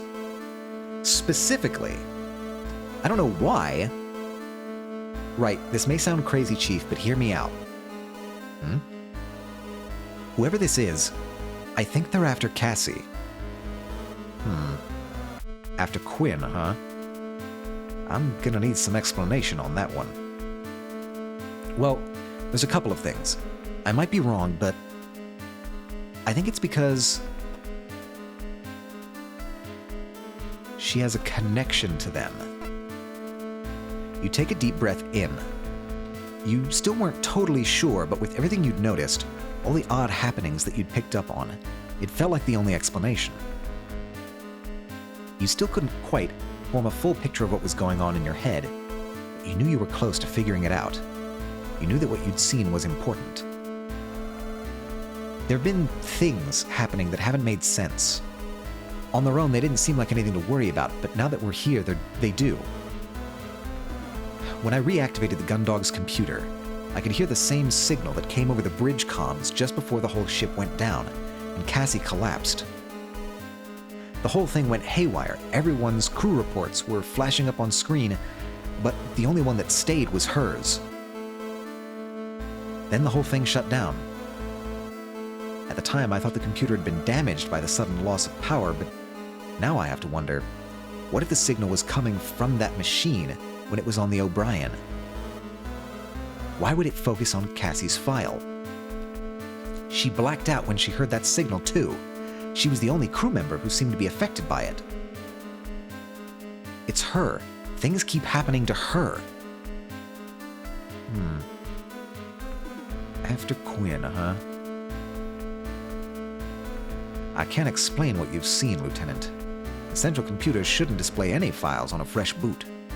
Any previous session would have been lost when the power went off. Some of what you're saying, yeah, it does kind of look that way. Quinn's just a lieutenant commander, though. What makes you think someone would be after her? Is our GF an alien? I didn't consider that possibility. I don't remember much about her backstory. Was she an orphan? I forget. I could be misremembering details about Cassie. But if she's an alien, we have an alien girlfriend. That's pretty cool.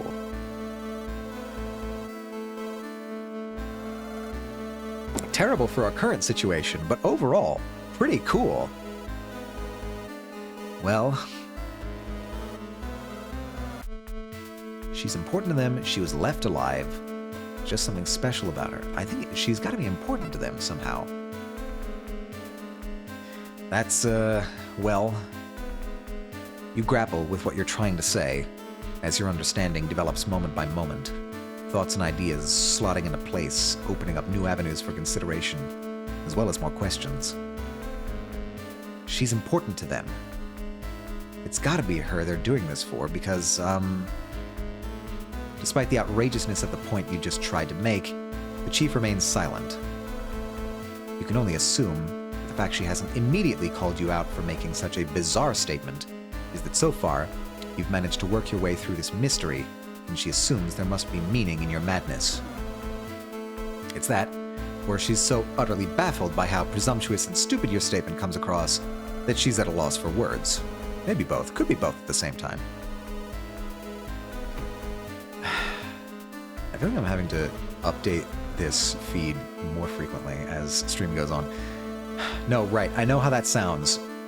But what I mean is that she's clearly important because of, how they left her alive.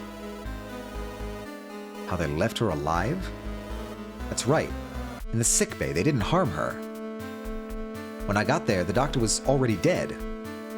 I didn't see anyone else. I didn't see anyone head down into sickbay before I did. So they must have gone there at least a few minutes ahead of me. They would have had plenty of time to kill her as well.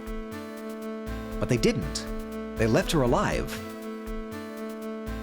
You survived your encounter too, Lieutenant.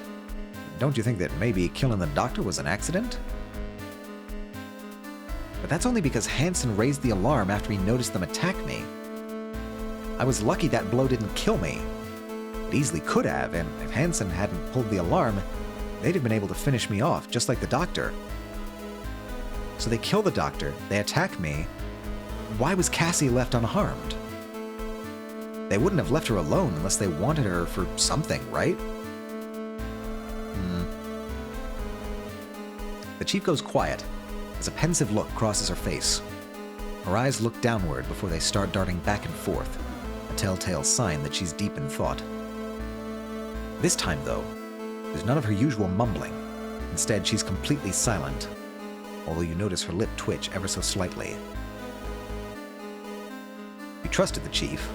That was why you'd gone to her to help you through this. If you couldn't convince her about what you were thinking, or at the least give her enough reason to have faith in you, there was no way you'd be able to get the rest of the crew on your side. She seemed to think you were right about the doctor's death and the sabotage, but could you convince her that Cassie was at the heart of this? There could be a lot of reasons they didn't kill her, Atomica. That she was unconscious, so wasn't a witness. You really think this is what it all comes down to?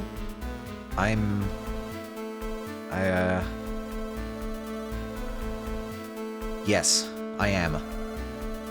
How can you be so sure? You don't think this is just a big coincidence or something? How's it all tied together? I don't think so, Chief. After all,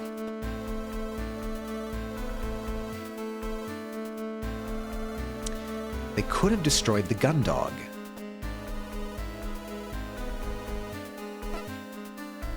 What about the fact that the gun dog is still in one piece?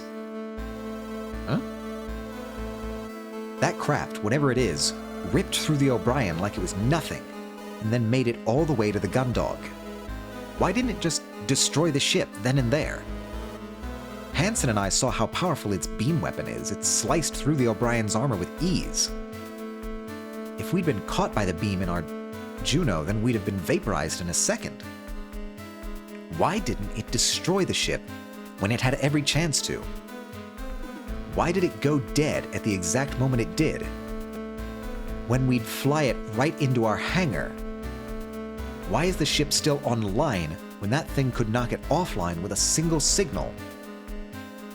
Why did all of this happen, and why does everything keep coming back to Cassie? The chief stands silently in front of you, imposing and quiet. There was a passion and fury in her amber eyes, something in her look that made you feel like you were being disassembled, like a machine being examined for faults. Had you gone too far in pushing your point? Was this the wrong direction to take? Had you missed something? I get it, Chief. I know it all sounds nuts, but with everything I've seen, it's really... You're onto something, Lieutenant. Chief? You think so? Gotta say, what you're putting forward, it tracks with everything that's happened. The timeline, what we've seen. With all that in mind, seems like Quinn's definitely got herself caught up in something. Of course, if that's what's going on, then they're not gonna stop now that they're so close. Probably gonna try something else. No time for messing around anymore, Atomica. We need to get the crew together. Screw Lord's games. Yeah, I think the weakest part of this case is that Cassie is tied to it somehow. I think that's where we're going to have the most problems going forward. Even just with trying to convince the crew, setting aside the ensigns and Vanessa. I think that's probably the weakest link in our argument. So, hopefully, we can push our way through that. I'm glad that you heard me out. I know it's a big risk, but hey, don't worry about it, Lieutenant. You've done good. Now, if we... Is that... Without thinking, you sprint away from the chief and towards the entrance into the aft thoroughfare. Hey, get back here! Despite the chief's call, you continue towards the sound of gunfire that tears through the air. As a security officer, you knew this was your duty, but beyond that you had a terrible feeling. What if you'd realized everything too late? You dash out of engineering and down the length of the corridor, the sound of gunfire reverberating through the long hallway. A piercing staccato is beaten out in the distance, and you drop to the floor as bullets punch through the space around you. You scramble back to your feet, bolting towards the central hub as a flurry of shots answers the volley you'd narrowly evaded. Another burst of gunfire cracks through the air just after you dive out of the thoroughfare, a clatter of bullets striking the wall behind you. More shots fly past as you scrabble along the floor, finally finding safety by pressing yourself up against the wall adjacent to the Foreside Thoroughfare's entrance. Atomica, what the hell are you doing here? The two ensigns crouch on either side of the entryway. Hansen looks at you in confusion as Haru leans around the corner, firing off another burst. Does it matter what's going on? What does it look like? Damn it! Haru quickly ducks behind the corner, just as another salvo pierces the space they stood in. Hansen responds in kind, before returning to cover. Who is it? Friend of Quinn's, looks like. What? You lean around the corner, trying to catch a glimpse of the attacker as Haru takes the opportunity to fire back. Yeah, that's, That's not JCF. That is not one of our operatives. Who? Wait. Almost out of sight, slouched against the wall leading to the crew quarters. Corridor is an unconscious Cassie. Cassie! Both of you, hold your fire. You might hit Cassie. We'll stop shooting when they do, Lieutenant. Ugh. As the lethal back and forth continues, the central hub fills with the stink of gunfire and hot metal. You've been right. Someone was after Cassie, but you'd realized it too late. What would you do now? If you let this carry on, it won't be long until Cassie is caught by a stray bullet. I guess all I have is the gun. Hot metal slugs? I think that is literally our only option. Oh. The achievement is say hello to my little friend. Use the submachine gun.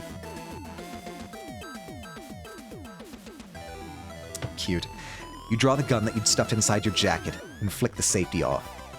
Making sure to aim high so as to not hit Cassie, you pivot around the corner. You see your opportunity, and you fire. You'd watched your shots impact the attacker, running up her suit and striking her helmet. But she remains standing, totally unfazed. You begin to squeeze the trigger again when... What? Huh.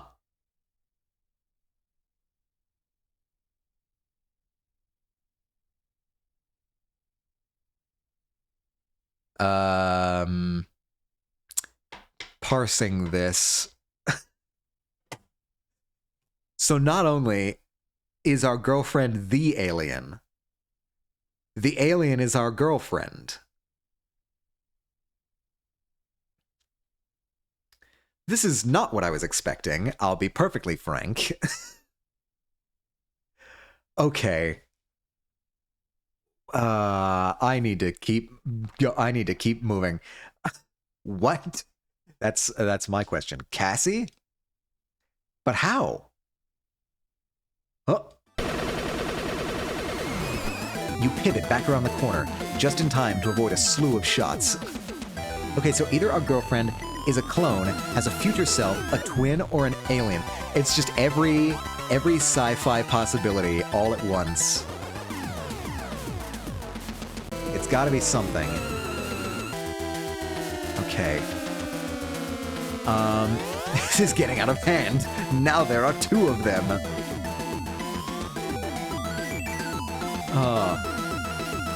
What? Is that Quinn? It can't be. Whatever. Shifting his weight, Hansen prepares to fire around the corner, unperturbed by this latest development. No! Huh? You dive into Hansen, forcing his gun upwards, a trail of bullet holes marking the ceiling. Don't shoot! Get off me! Chris, they're moving! As Hansen shoves you off, you watch Cassie throw Cassie over her shoulder and disappear through the hangar entrance. Hey, stop! You spring up and sprint after the two of them, following through the open doors. You barge past the ensigns and lead down each set of stairs. As soon as the gravity begins to lessen, you vault a railing and drop down to the bottom. Stop right there! You yell as you burst into the hangar, gun drawn. Stood in front of the huge mass of machine and foam, staring back at you, is Cassie. Is what looks like Cassie. Despite her appearance, there's no recognition of you in her eyes. The usual joy that permeates her entire being is absent. The thing stood in front of you is a facade, nothing more. Who are you? What do you want? You glance to her side and see Cassie, slumped beside the silent imitator. Shoot them both just to be sure.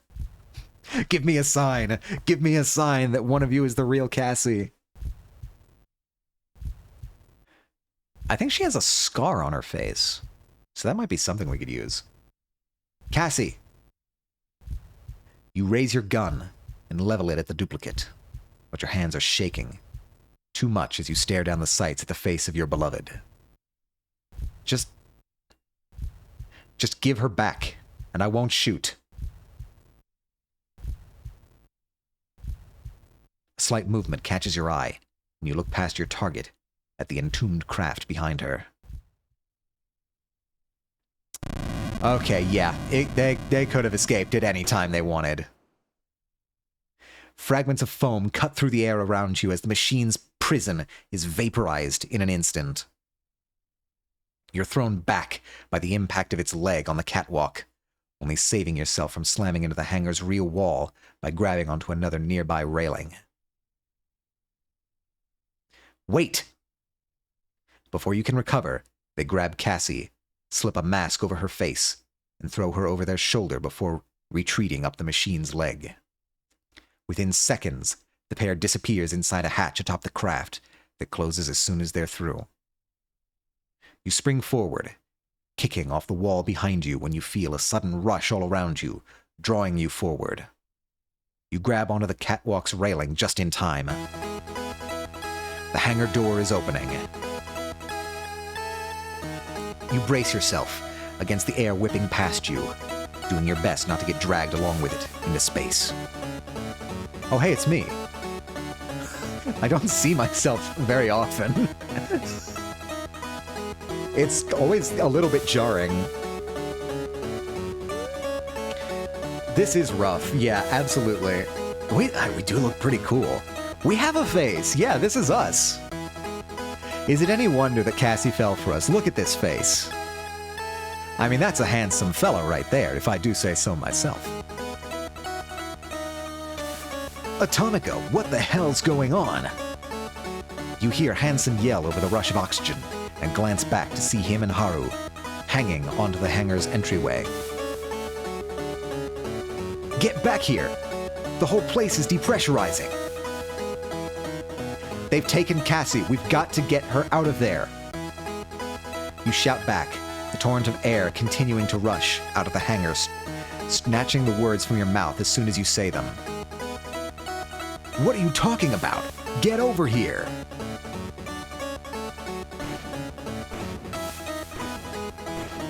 Bro, we got scenes, we got animation.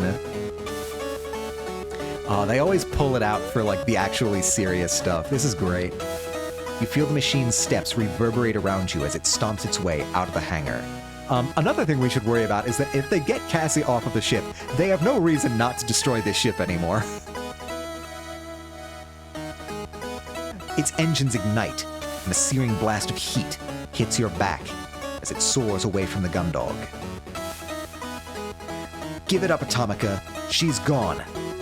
Get back here. Cassie had been taken. Whatever that machine was, whatever its pilot was, she was with them now, hurtling away from the ship. Hansen and Haru remained clinging onto the doorway, gesturing for you to get out of there. Even if you could convince them to help Cassie, would Vanessa let them go in their armored frames? Maybe she was already ordering Dylan to fire on the craft. It's up to me. I've got to... I must save Cassie. I must save her. I can't just let her go. She needs me. But I'll have to... I need to... No, we're pushing through. I need to save her. It's up to me. If I don't, no one else will. But...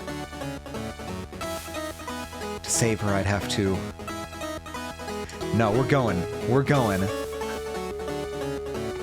DJ's always a romantic hero in soap operas. I'm trying. I'm doing my best. The game's fighting me. I have to save her. She needs me. She's counting on me. This is it. I'm going to save Cassie.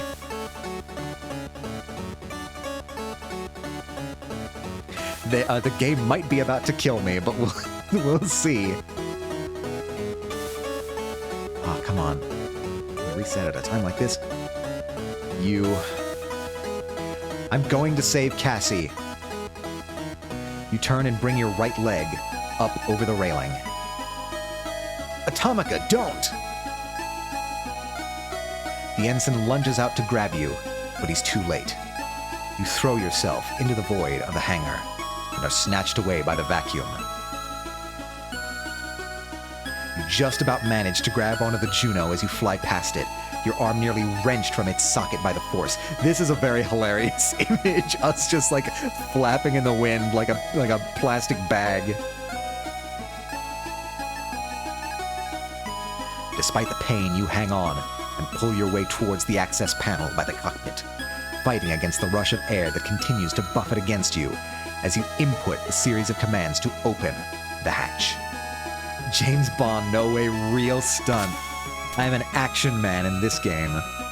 As soon as you open the chamber inside and grab an emergency oxygen mask, sealing it over your face as you activate the armored frame. Hitting the combination of switches and buttons required to start the machine, you feel a dull rumble, followed by a swell in vibrations as the systems throughout the cockpit are illuminated one by one. You grip the flight sticks and squeeze, breathing deeply and slowly. You can do this. As you push down on the pedals, the Juno walks forward, and you direct it to grab a machine gun from the nearby rack of weapons before returning to face the open hangar door. You peer at the main monitor, trying to locate the enemy craft among the stars, but are distracted as windows open on the screen to your left and a shrill voice yells at you from the monitor's speakers. You!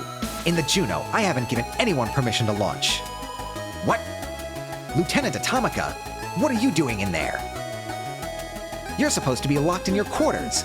Get back up here, now! Sorry, Lord. I'm going after Cassie. You're what? See, I couldn't even hit that. Hold on. You're what?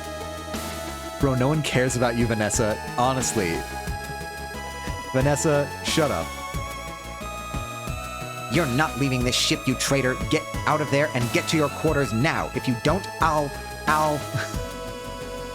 My thoughts and actions are utterly unclouded. The fucking thumbs up! Oh no, I press a button on a screen, cutting off Vanessa's transmission. I thought I gave her a thumbs up as I shut her down. That would be... that would have been great. My heart, not thoughts.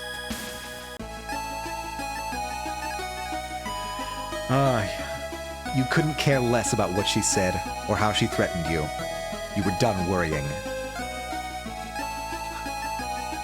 The bird could have been useful here. Yes, this is true. Everything you did now, you did for you, for Cassie. This is Lieutenant DJ Atomica. Calac 5. Launching.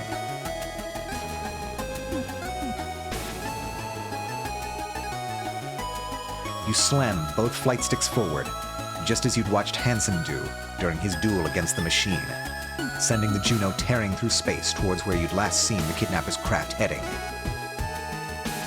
There you are. You force the controls as far forwards as they will go, demanding every last ounce of thrust available from the engines. The cockpit begins to judder around you, but you don't let up. The Ace Attorney parrot? Yeah, they're going to be our key witness in the court-martial hearings. Oh fuck, that's a wormhole. As the gap between your armored frame and the machine closes, it quickly comes within visual range, and you notice it remaining still, almost like it had been suspended in space. Do we have pilot experience, or are we bluffing through this? We do have pilot's training in the prologue. We were trained as a combat pilot. We didn't actually fly in our main combat mission, but we do have training. In front of it, you see a strange, shifting distortion, as though the space ahead of it had been torn open. You're not going anywhere. With a twist of the flight sticks, the Juno banks right, and you bring yourself around in a wide arc, building up speed until... Oh fuck, we shoulder checked it! Well, it's a good thing we left. There's no way we could have found Cassie again. Yeah, exactly. Give her back.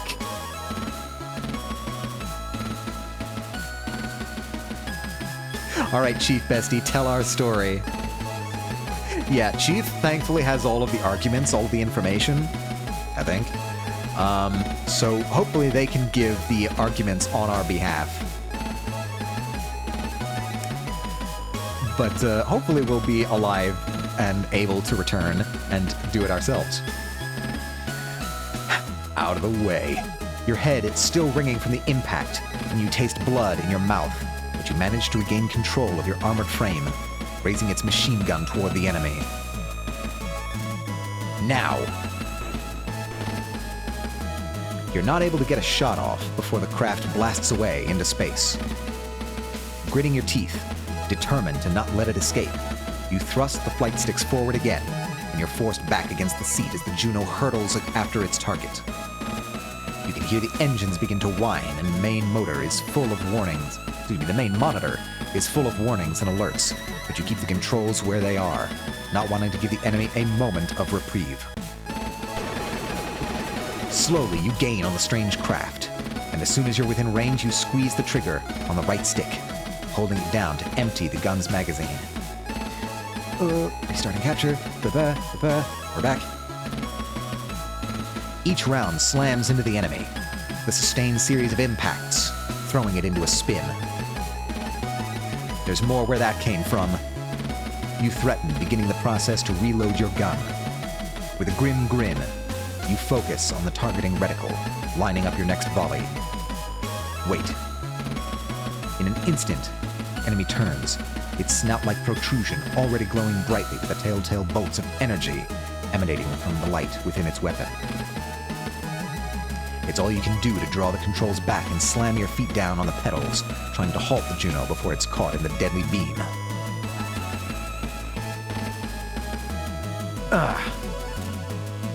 Through luck more than skill, you'd managed to prevent the blast of energy from cleaving your Juno clean in half. But now alarms filled the cockpit, and your warnings cluttered your monitors as you realize the armored frame's left arm has been sheared off. Alright, well it's gonna make this difficult. You struggle with the controls as your off-balance machine careens through space, its fine calibrations now thrown off by the loss of the limb. Yeah, uh-oh is right. You manage to reorient yourself only to see the enemy's cannon pulsing with energy as it prepares another devastating shot. No! Damn it! Do I die here? Oh!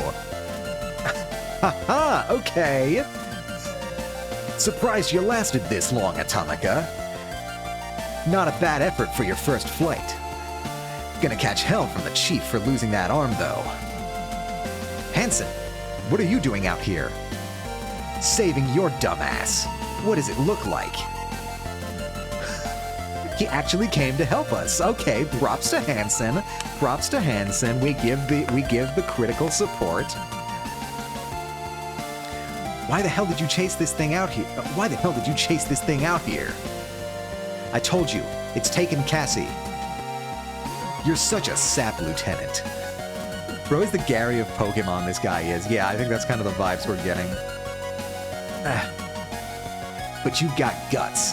Never thought I'd see the day when you stood up for yourself. If you want to rescue Quinn, get moving. I'll keep it here. Smell you later, dweeb. Right. As soon as Hansen disappears from your monitor, his Juno is behind the enemy, grappling it. You waste no time in following him, struggling against the controls. Your ability to maneuver is limited, but you thrust over to the craft, digging your frame's remaining hand into the gap between its armor. The actuators in the Juno's shoulders screech in protest as the enemy struggles against you, but you continue, not willing to stop now. Haru never once flew a machine this whole time. I'm sure it's happened on record somewhere. Not in the game, but I'm sure it's happened. The actuators in the Juno's shoulders screech in protest as the enemy struggles against you, but you continue, not willing to stop now. Cassandra? Oh, huh? Oh my god, that's gotta be terrifying to wake up to.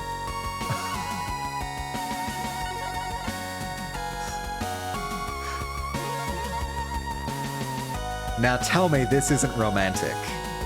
Tell me this is not a romantic scene.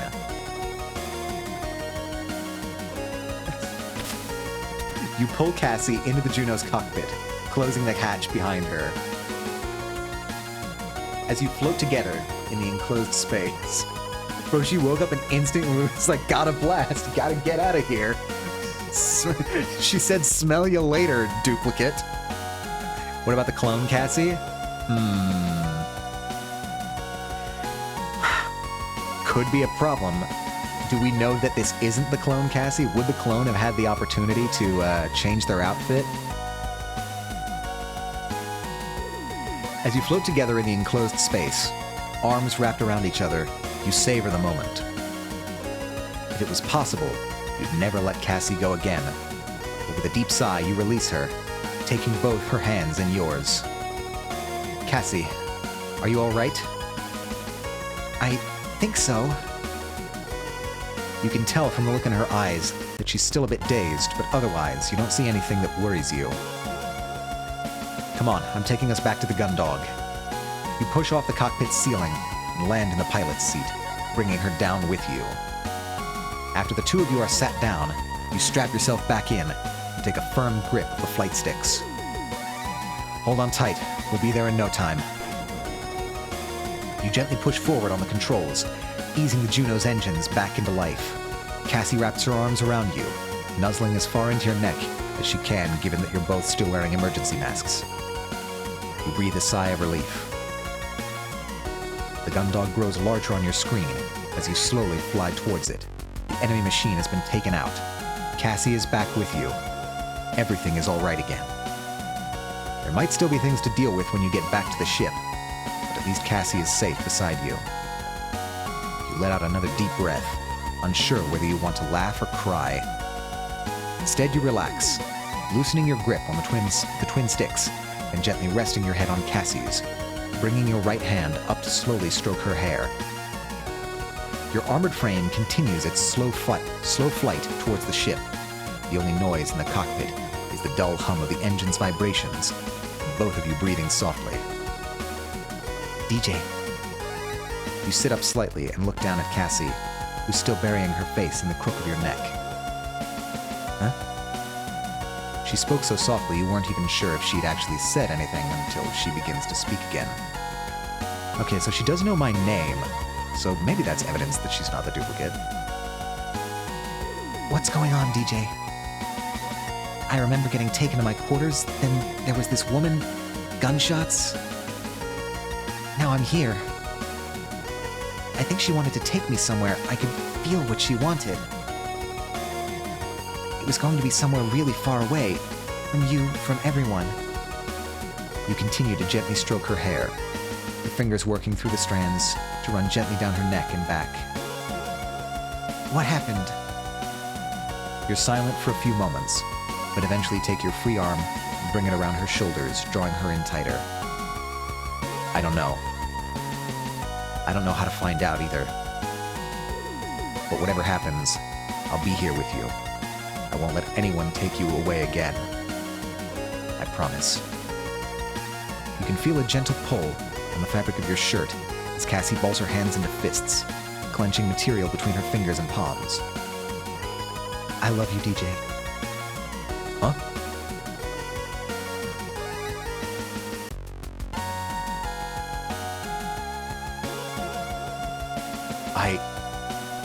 I love you too. That's the first time you said that to me. Cassie draws her hands back from behind you. Cutie patootie girlfriend. Yeah, they got the flashbacks and everything. This is so anime. I love it. Cassie draws her hand back from behind you and presses her palms against your chest, her face still hidden. Do you think he's a good ending? There's still so much that has been unresolved. So I think he might be at an act end, maybe? You stare down at her, your heart full. Huh? As you gaze down on her, she begins to squirm and fidget, once again clasping the material of your shirt in her hands as she balls them into fists. Or is he gonna biff it? Yeah, that's also possible. I love you too. With her pressed against you, it's easy to feel Cassie tense up for just a second before her whole body relaxes. It's so obvious that she's relieved, but you can almost feel it too. After another brief stretch of silence, she sits up, looking you in the eyes, hers moist with tears. DJ. What the hell? Another one? Damn it! Before you can react, this new craft, identical to the one you just tore Cassie from, is upon you. The claws at the end of its leg-like limbs clasping tightly around the Juno's torso. You fight with the controls, causing the armored frame's engines to scream as you push them to their limits, attempting to escape the machine's grip.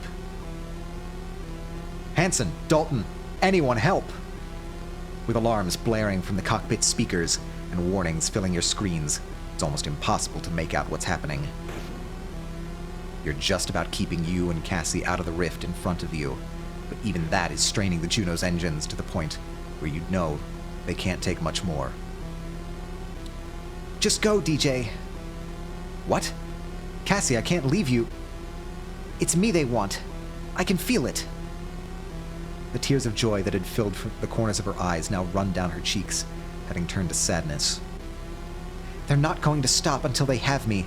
Take a rescue buoy and eject. Let me go. Ad starting in 3 minutes. No, I'm not leaving you. More tears flow down her face as she grasps at your chest. You have to. They won't stop. You can't win. Just let me. I said no. You take a hold of Cassie by the shoulders, looking deep into her eyes. You know she's right. You can't win. But you're not giving up now. I told you no one was going to take you away from me. If they're taking you, they're taking me too. You grab Cassie with one arm and slam the flight stick forward, sending you speeding toward the shear in space. All right, we're going in. We're going through. With a roar, you all plunge into the rift. You don't know why it wants Cassie. You don't know where it's taking her. But you know one thing. She won't be alone. That's an act end if I've ever seen one. All right. I think that's where we're ending. Okay, that seems like a good stopping point. Holy shnikes. That. Oh my god. This game continues to utterly astound every time I play it. I can only give my greatest compliments to the developers. I am loving the hell out of this.